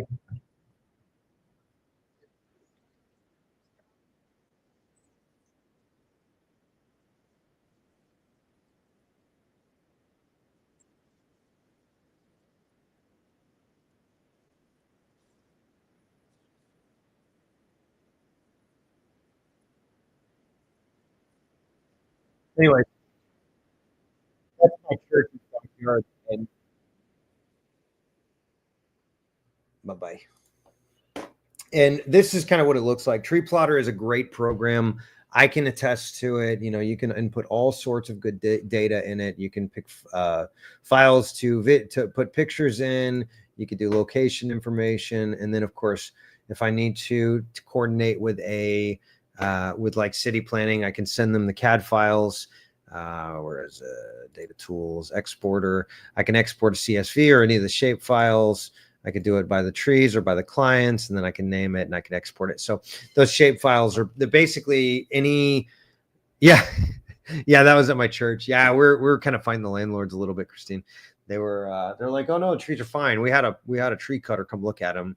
And so I thought it was funny, and I love my church, so I wrote them a report pro bono, and man, it just destroyed every argument they could possibly come out there, because it was, it's true. Those trees are breaking, and we got kids playing back there, y'all. That's not cool to value your almighty dollar and save $6,000 getting rid of those trees, and at the cost of what? A child? Like, come on. So yeah, we wrote a report on it, blew them out of the water, and the trees aren't gone yet. But if they do go and they cause damage, you know who we're coming after, because they got my report too. The landlord. So yeah, it's just a great program. You can do all sorts of cool things with it. I can measure here. I can do labels. I can label the trees. Oops, that's not what I want. Trees. Let's go by common name on. I can kind of play with it a little bit. I can change it here, move them around a little. So it's a really great tool. I like Tree Plotter a lot. So that's a great suggestion. But I'll be honest, Michael knows better than I do. So as a municipality, you might actually be better off going with his advice, because he's going to be able to make sure that you've got the right program that's going to sync up with your county, state, etc. And but yeah, Tree Plotter is a great program. So Planet Geos, Jacob, well done, great advice. But yeah, you're absolutely right. You want to get with the state forestry program as well, and make sure that you're coordinating with them. So like here in Texas, we've got, what's the app called? It's actually the Texas Forest Service, and Texas A&M created it. Trees, what's it called? I lost the name on it. It doesn't say a name. Oh well. What are you called, homie?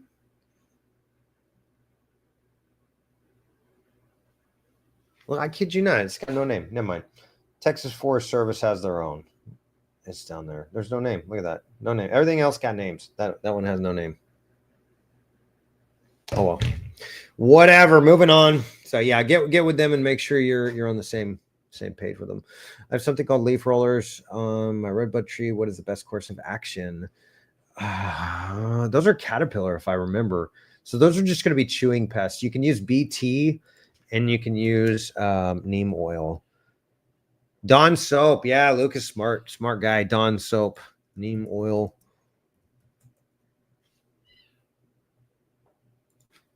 Or Dawn soap. Y'all know about that? Whenever you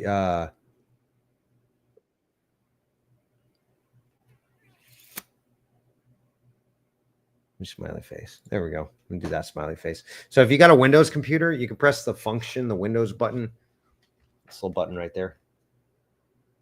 Wait, where is it? That one. You can push that along with at the same time a period, and it'll bring up that cool little. I'm probably giving y'all vertigo like crazy, but it'll give you that little emoji box, and you can type emojis where you couldn't before. What's that? Oh, sorry if I just gave y'all vertigo and now you're all vomity and stuff.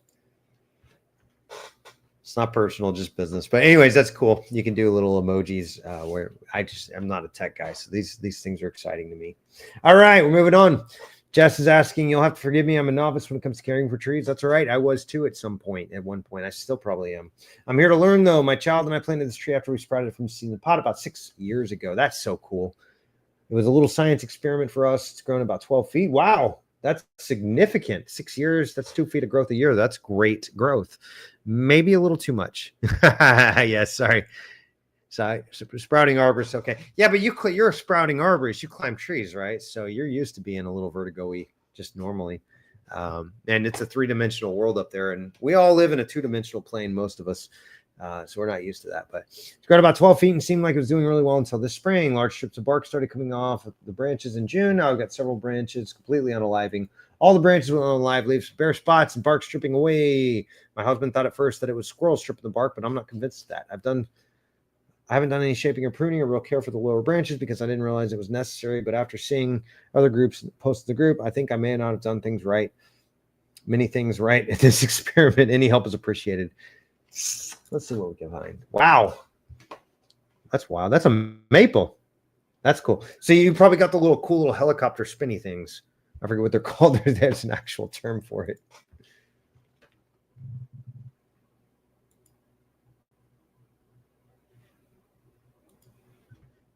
Get to the chopper. Remove that unalived wood and shape the rest of the tree and bark. The rest of tree and bark. If you don't mind me asking, do you know what could be causing the bark to peel off like that? It actually does look like squirrel damage to me, honestly. Jess, I think you got some vicious squirrels. Oh, wow. Tree is overtopped. It's not going to keep any semblance of apical dominance with that larger willow whatsoever. Oh, yeah. Okay, that's a great point. Yeah, so you've got a shade tree as an under canopy tree. So yeah, I think Michael's right. You do have the root flares are buried. So that's not good. I would make that mulch ring about twice as wide. It actually seems like it's got some good growth on it. And to be honest, I actually think that might be squirrels. So you have lost all apical dominance. I don't see any streaking in the branches. Maybe, Jess, if you could tag me and give me a closer view on just take a picture of like a real up close of the bark. I want to see if there's any fungal evidence in it, but I don't think that's it. Yeah, I think that could very easily be squirrels. Yes, the structure of this is just really not good. And you've got a tree over it that is like going to always shade it. Samaras, yes, that's right. Samaras, yes, you're right. I know that because there's a neighborhood called Samara right down the street from me. And I remember thinking that. So yes, thank you, Sprouting Arborist. You know more than I do. Clearly, yeah. I bet you need to. Actually, if you don't mind hosting next Tuesday, I'm getting tired. That'd be great, man. Yes, silver maples do not compartmentalize well at all. They should be pruned. Wait, they should be pruned when young. Yes, that's that goes with every tree. Is you want to prune them and shape them to get the overall canopy that you want in the end. Oh, that's funny. High school learning, all I still can't. I love it, dude. You got a plan. Like I didn't know what I wanted. Actually, I did. I wanted to be an astronaut when I was a kid, and then I started going. My grandfather was a pilot, and so I started learning to fly. I was going to be a pilot in the Air Force. I got a 98 on the ASVAB, and my wife is like, "If you go military, we're done." And so I was like, "Later, y'all. I'm not doing that." Also, I got there, and I was like, I got my eyeballs built in, or my lenses built into my eye. And I get in there and they're like, you can do anything you want. You killed or unalived the ASVAB, and you can do anything you want. And then they were, I was like, well, I want to be a pilot. I want to fly. And they're like, well, you can't do that. You got bad eyesight. And I'm like, well, that's what I want to do, though. You just said I could do anything I want. That sounds like a not truth. And so that didn't work out. Plus, like, thank God, because man, I'd be a mess without that beautiful woman in my life. I really would, you guys. So, anyways. Bunny trails aside, yeah, I think it actually is squirrels, but I think you've got kind of a messy setup there. If you want, I'm happy to help guide you through maybe transplanting it. I think you've got to get it into some just a little room to grow. I think Michael's right. I think you've got a really, really kind of messy scenario there. And I really hate that because that sounds like a sentimental tree that if we could preserve it, I think that would be better. Where are you at anyways? We don't know. All right, we're moving on. Red oak split in the last wind. Any chance the remaining tree could survive, or should it be fully removed? It depends on, yeah. Okay, so Christine, we were talking about the vascular tissue, the cambium, the xylem, and the phloem being okay on that other one that had a split limb like this. This one is not the case here. That is gone. There's no cambium left. That definitely needs to be removed. And I'll be honest, George, I think you got to remove the whole thing. The only thing is, if a tree falls in the forest, who cares? If it falls out into the woods, it's really not a big deal. I might be a little concerned with that little shed down there. But if you can afford to lose it, maybe try to keep the. Oh yeah, that's leaning right out towards the water. I doubt very seriously that's going to crush that shed there. So yeah, I wouldn't worry about it. You don't have anything down there. It's a functioning tree that's providing benefits for the ecosystem. I would leave it, you know, unless you guys play down there a lot, in which case I would definitely get rid of it. So there's two things we look at whenever we're looking at tree risk. One, what's the likelihood of failure? And B, what are the consequences? And again, if a tree falls in a forest, who cares? Let it fall. That feeds all the other little tree babies. Now, moving on, Duff's asking, I'm interested in turning 15 of my wooded acres into a black locust tree plantation. How cool. I live in Western Pennsylvania where black locust grows on the perimeter of my fields. I've done very well selling locust fence posts locally and on Facebook. That's so cool. Why not? I want to turn my previous logged woods into a potential business. What? Oh, so they've already been logged. Yeah. Okay. That's cool. Yeah. The tree's basically got no heartwood too on that last one. That's a really good point too. There's not a lot left, honestly. Like you've destroyed a lot of that. You can see all that decay in there. It's just a mess. So if it falls and it lands in the water, it's not a big deal, honestly. Anyways, going back to Duff's here. What challenges will I face with a monoculture environment such as a 50-acre locust pine? Yeah, a lot, potentially. If you get any kind of pest or pathogen that comes through and wipes out locusts, it's game over, man. I have access to plenty of water with wells on property, but they have some sulfur. Also, local farmers for fertilizer. I realize I'll have to clear the land, which I intend to do. Yeah, that'd be a fun little project. Honestly, I mean, it really depends too on how many acres you have total. 50 wooded acres out of 5,000 is like you've got plenty of other trees around there, man. It's not monocultured. That's just that section is monocultured. So yeah, the potentials. Oh, okay. That's a good point. No, see, you need to teach this, dude. I'm done. I give up. Sprouting arborist got me again. Black locust, while native in Missouri, is invasive in Pennsylvania. Be careful. Try to plant native. That's actually a really good point. And I hadn't even considered that geographically, that might not be a great option. So, if you can get away with it and you think it's an okay idea, maybe, but yeah, try not to do the chemical fertilizers. Try to go a more organic route if you can. And also, yeah, I agree. Try to plant native if you can. I don't know, but yeah, if it's invasive, that might not be the best idea, honestly. You might be better off with a more native. It's just something better. But anyways, moving on. Haley's asking, just got this tree 3 days ago from the local nursery. It's a London plane. There's spots on the leaves. Should I call the nursery? Is there something wrong with the tree? No, that is planted all sorts of wonky. What happened here? Yeah. Sprouting arborist out here taking Matt's job. That's right. Yeah, bring it on, man. I love that stump the arborist. I've done radio, quite a bit of radio over the years. And we used to I thought it was fun because it's like war, man. I got 14 seconds to answer the question. I got a guy looking at me doing this number, and I don't have enough information to answer the question appropriately. So it's like, yeah, stump the arborist, we called it. Like, bring it on, y'all. Haley, you've got a watering issue of some sort. That's fungus. So the water is not able to escape that planting hole. What you need to do is that fancy radial trenching we were talking about earlier. I wish you wouldn't do that every time. That's embarrassing. It's like I'm like irresponsible, but I'm not. I'm not trying to. Yeah, dude, bring it on, dude. Please. I love it because the thing is, there's 27,000 trees in this world. Like, nobody knows everything. Obviously, you know something more than I do. And so that's good. Why can't we learn from each other here, man? That's how we build each other up in this industry. And, it's really, you talk about joining the industry and growing up to be an arborist one day. Man, this is how it works. Is like, there's so many cool guys. When you get to the upper echelons, when you get to the, oh, that's fun. When you get to like the arborist level and beyond, most guys are totally cool and will help you out if you've got your hand reached up here. I'm in zone A, 7A in Kentucky. Called leaf spot and the tree's fine. Bacterial leaf infection due to the humidity and temperature. It's called leaf spot. Yeah, it could be bacteria. It could be fungus. Yeah, sycamores are very similar. Plain tree maple. Can't spell the Latin name. Me neither. I didn't know that. Good to know. It'll be okay. Yeah, London plane tree is a pretty cool tree. Where are you though? That's normally UK. You sure it's not a sycamore?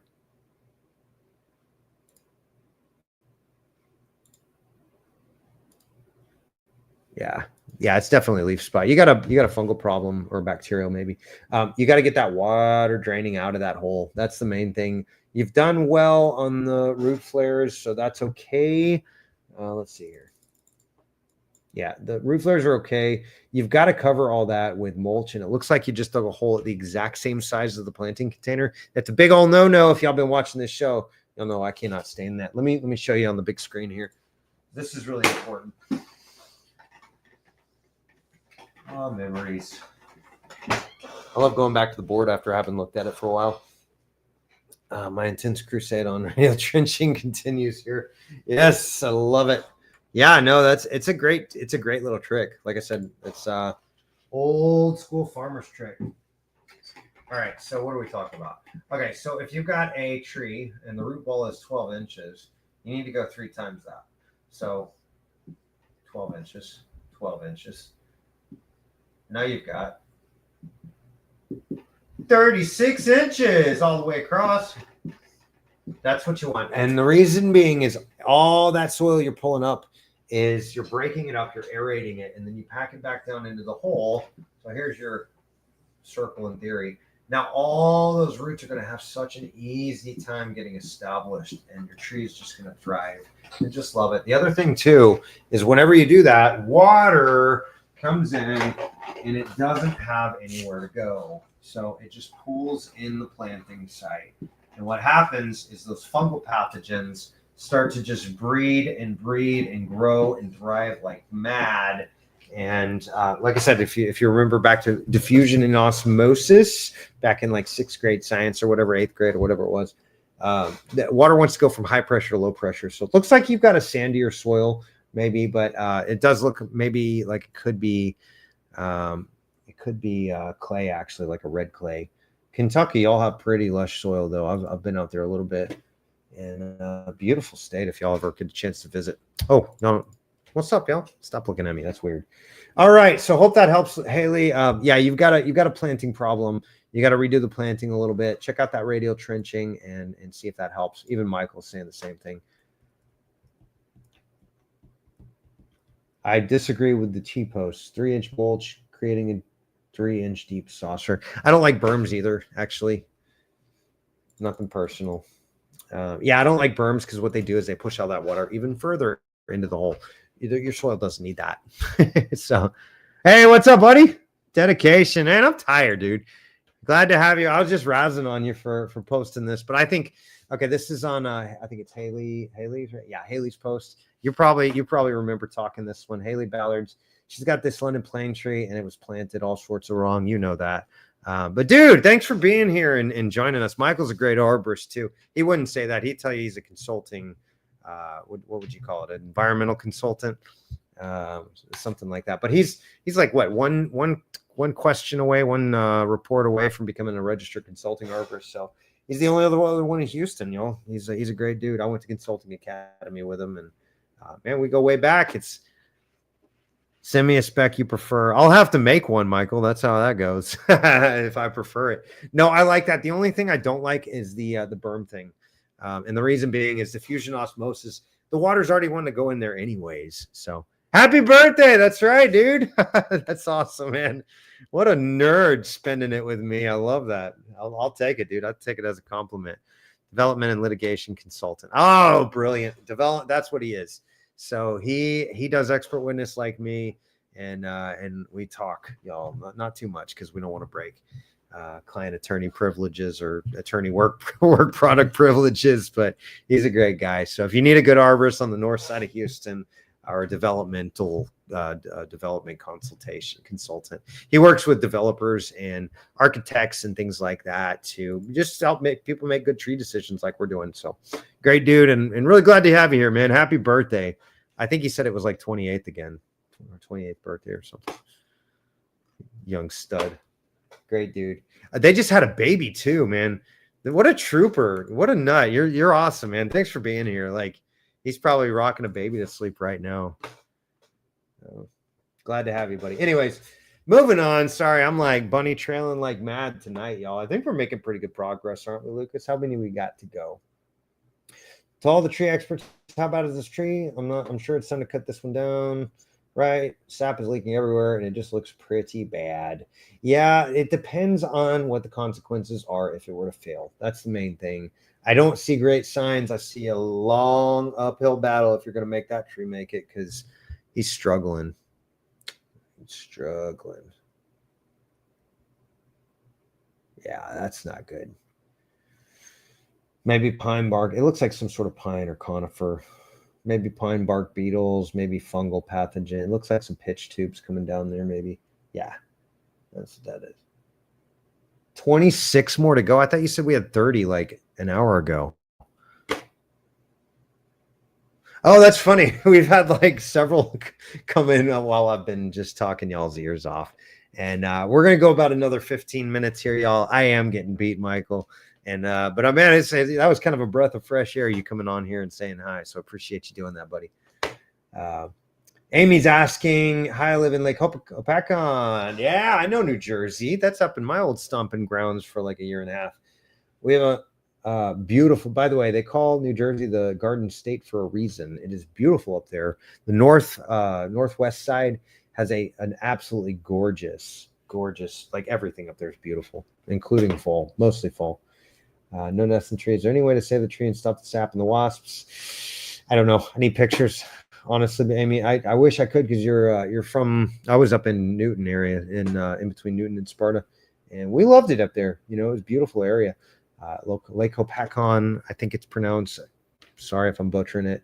Is actually we went swimming in that lake.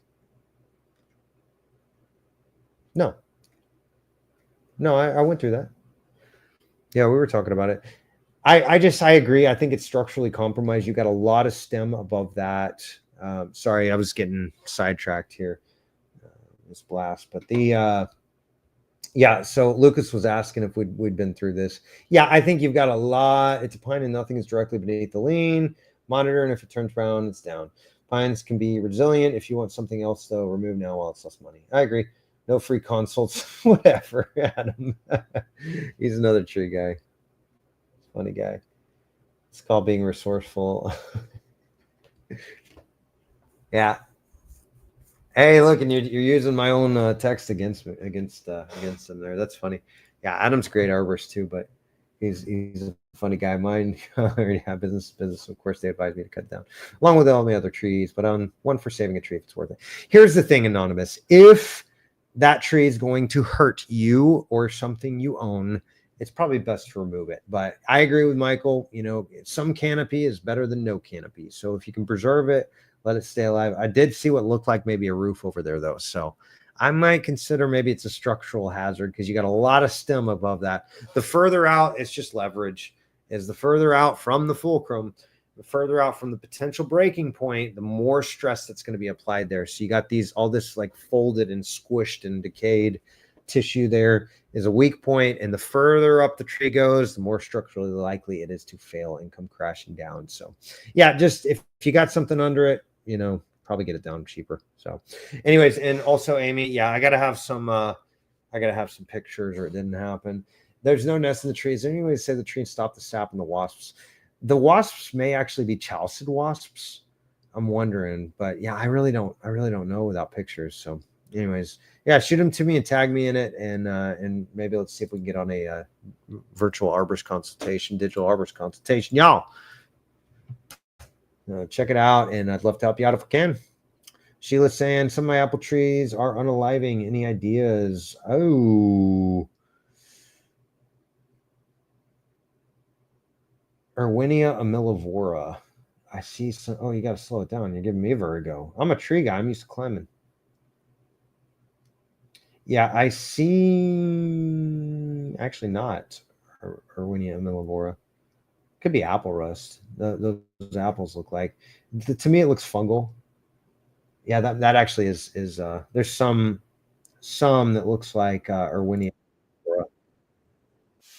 thing in there too.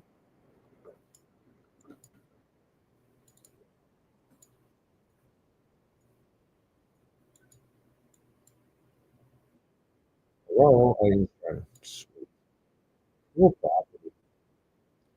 they all look like they got the root flares buried, and you've got to get all of that grass and such out of there. So that's going to be really important.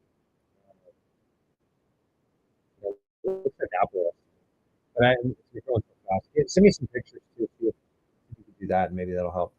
Um, yeah, that's a great question too. Is how much water are they getting? Because that makes a big difference. If they're getting too much, if they're getting consistently watered, then that's a really big problem. I make sure they have water 2 times a week. Matt's got a video on watering recommendations. Yeah, I'm not sure, Sheila, but I think you've got maybe too much water. Where's that? Bluefield State. I don't know where that works or where that is. Yeah, something fungal. I would say maybe you've got either too much water or a lack of drainage. Cedar apple rust. Yeah, prevention is best. So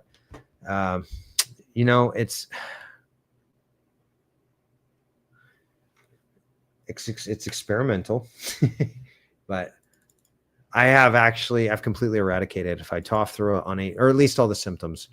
Try that stuff. Sprouting arborist. To my knowledge, I don't think there's any known studied cures for it.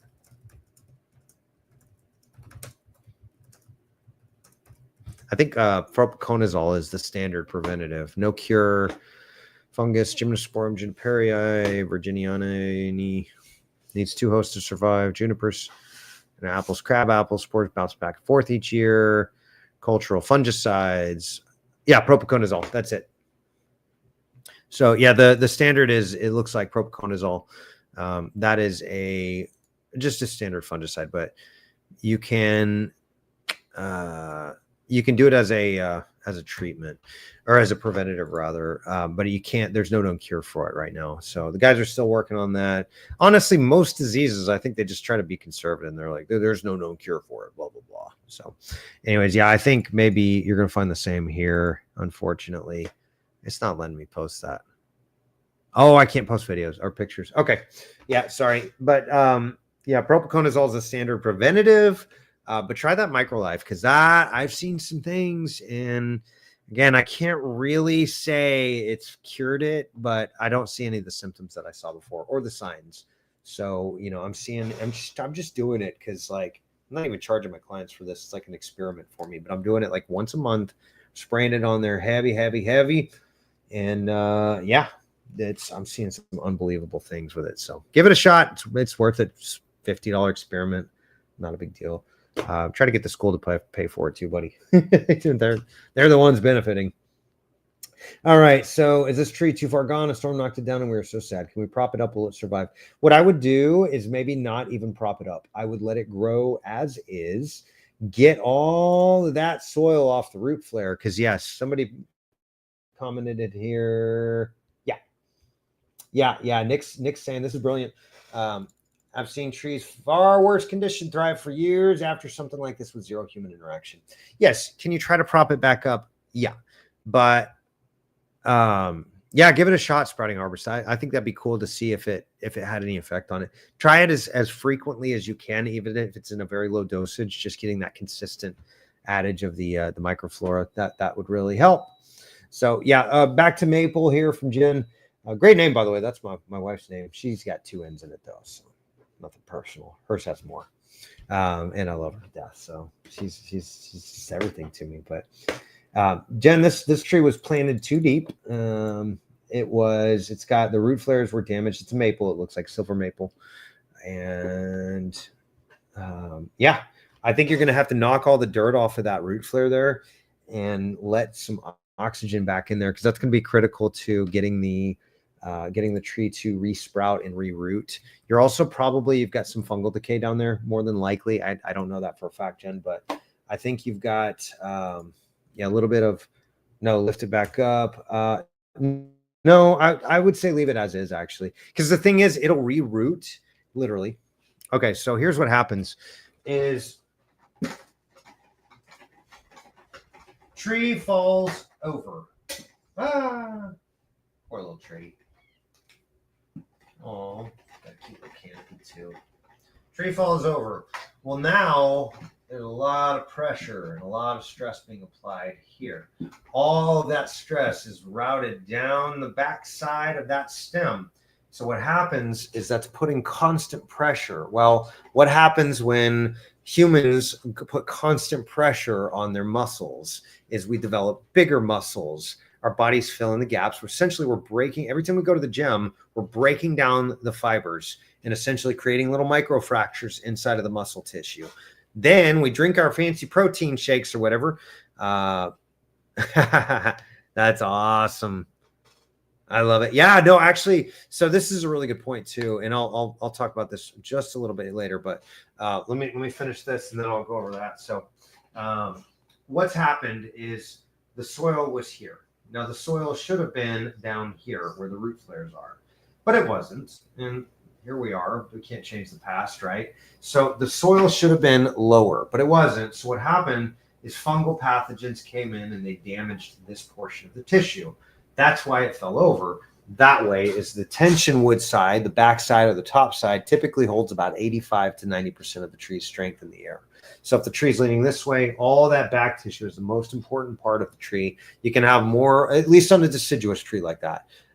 Pines, conifers, things like that act a little bit different. They hold a good portion of their strength on the compression side, on the underside. But right now, you've got to get those trees to, those roots to resprout and start really solidifying. So what'll happen is the tree may beef up this side. You may get this really fat portion of root flare right here, but you got to get that dirt off of the or excuse me, dirt to dirty word, sorry, soil off of the root flares first and foremost. That's going to be really, really important, Jen. The other thing is, yeah, give it a little rooting stimulant. I like Microlife's Ocean Harvest. It's a really, really great root stimulant. And you know, it's not technically a fertilizer, it's technically a biostimulant. And so you're not going to damage it, even applying it this time of year. I do it all the time. Just don't go crazy with it, obviously. And then Microlife Humates Plus, that's going to help feed the microbes, which will help develop the root system as well. They'll actually add surface area to the root system there. So, all right, I'm going to leave it there on that one. And then let's go maybe another 5 more minutes. We're going to call it for the night, you guys. This has been a really fun evening with y'all. I appreciate y'all being here. Sorry if I'm a little underwhelming right now, just from sleep deprivation and all that good jazz. But all right, Zonda's asking, can someone please advise me where to prune my red maple? The yellow lines are at the tips of the longest branch in height. I was considering taking some of the height where it is so straight up. Also, the right side of the tree with the longer branches makes the tree appear not very symmetrical, if that even applies. Yep, I understand what you mean. And hence, the gap on the right side at the top of the fence line really stands out. No, what I would do is do just a little bit. I would first of all plan on leaving it alone. Just leave it alone. Let it grow. You know, let it do its tree thing. When you start to get some awkward little issues here, so you've got some. It's under canopy. That's your first problem, Zonda. You've got a. This is going to be a constant battle. That's funny. Yeah, I agree. Oh, yeah, I'm sorry. I forgot to talk about that one. Remind me again. I'll get back to that. Sorry, I keep missing that, Christine. Oh, yeah, cool. Yeah, I would leave the top. I would not touch it because that would damage the apical dominance of that tree. And you got a really good form going to it right now. What I would do is some of those. Hold on, wait. Go back. Stop playing. Stop playing. All right, we'll figure out how to use the pause button here. Okay, so right here you've got this one branch. I don't know if you can see that. Let me do this. I'm gonna paste it.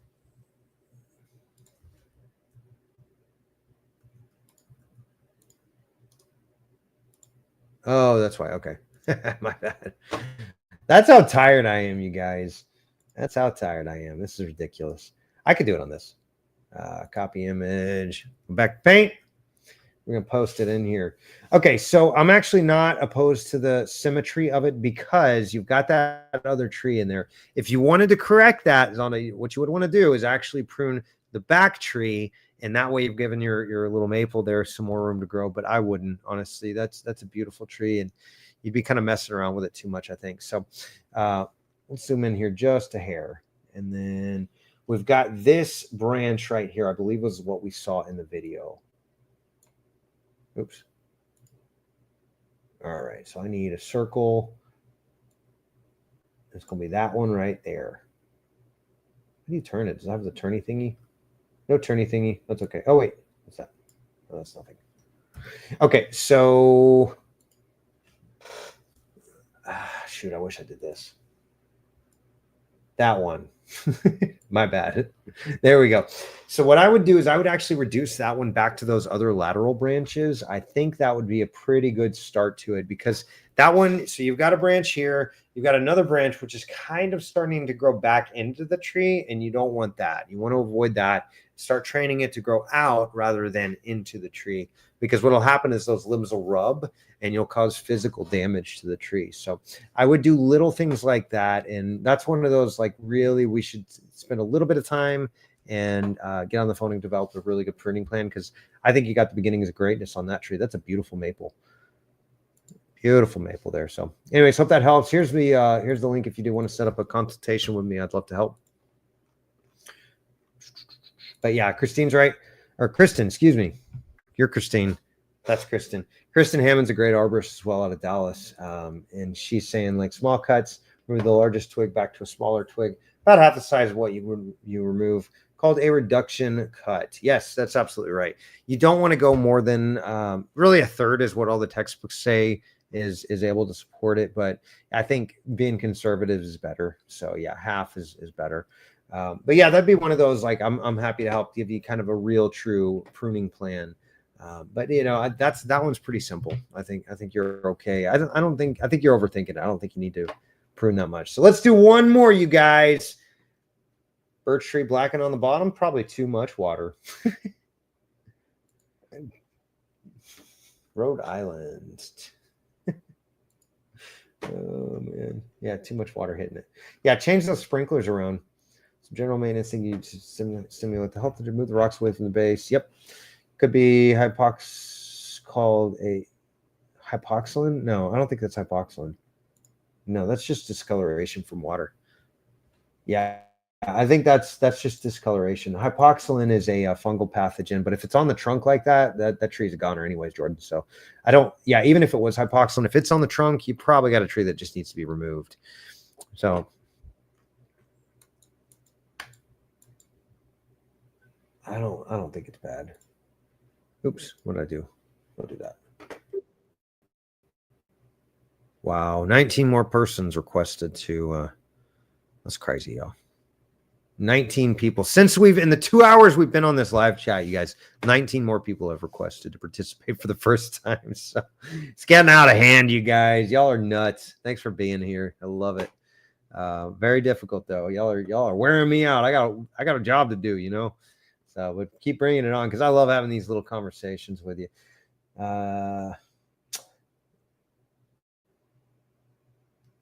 Yeah, I don't think there's a fungal pathogen on there. And chemical arborists are usually not the right kind.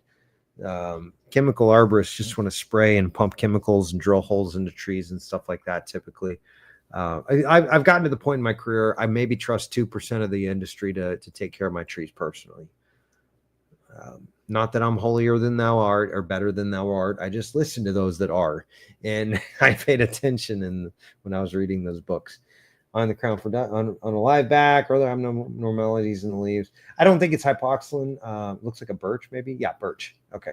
Yeah, that to me looks like discoloration from the water sprinkler hitting it way too much, and that can be very easily fixed. I also agree with what Christine said.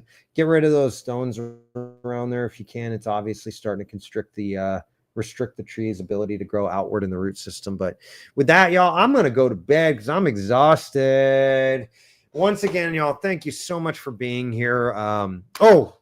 Quick side note, because I promised you I'd get to this. So Christine's saying, I've been using Microlife Liquid AF and molasses for a year. Added a whole mushroom compost topsoil last year, and my tree's been having a field day. Actually, she's been such a great participant and part of this community, answering all y'all's wonderful questions that, you know, Lucas and I decided we need to reward her. So I brought her some Microlife the other day, and hopefully that's going to go a long ways and help even further. But here's one thing I noticed, because I had to go back and check on the pictures. In the pictures, she's got 2 trees in the front, and they're lace bark elms. I think I called them something wrong when I wrote the report, actually, which is hilarious and embarrassing all at once. But I called them the wrong thing. But when I went back, when I was there before, I remembered they were just naked all the way up to the upper canopy, and so they had been lion's tailed very, very badly. And this was I don't remember, Christina. What was it, about a year ago when there.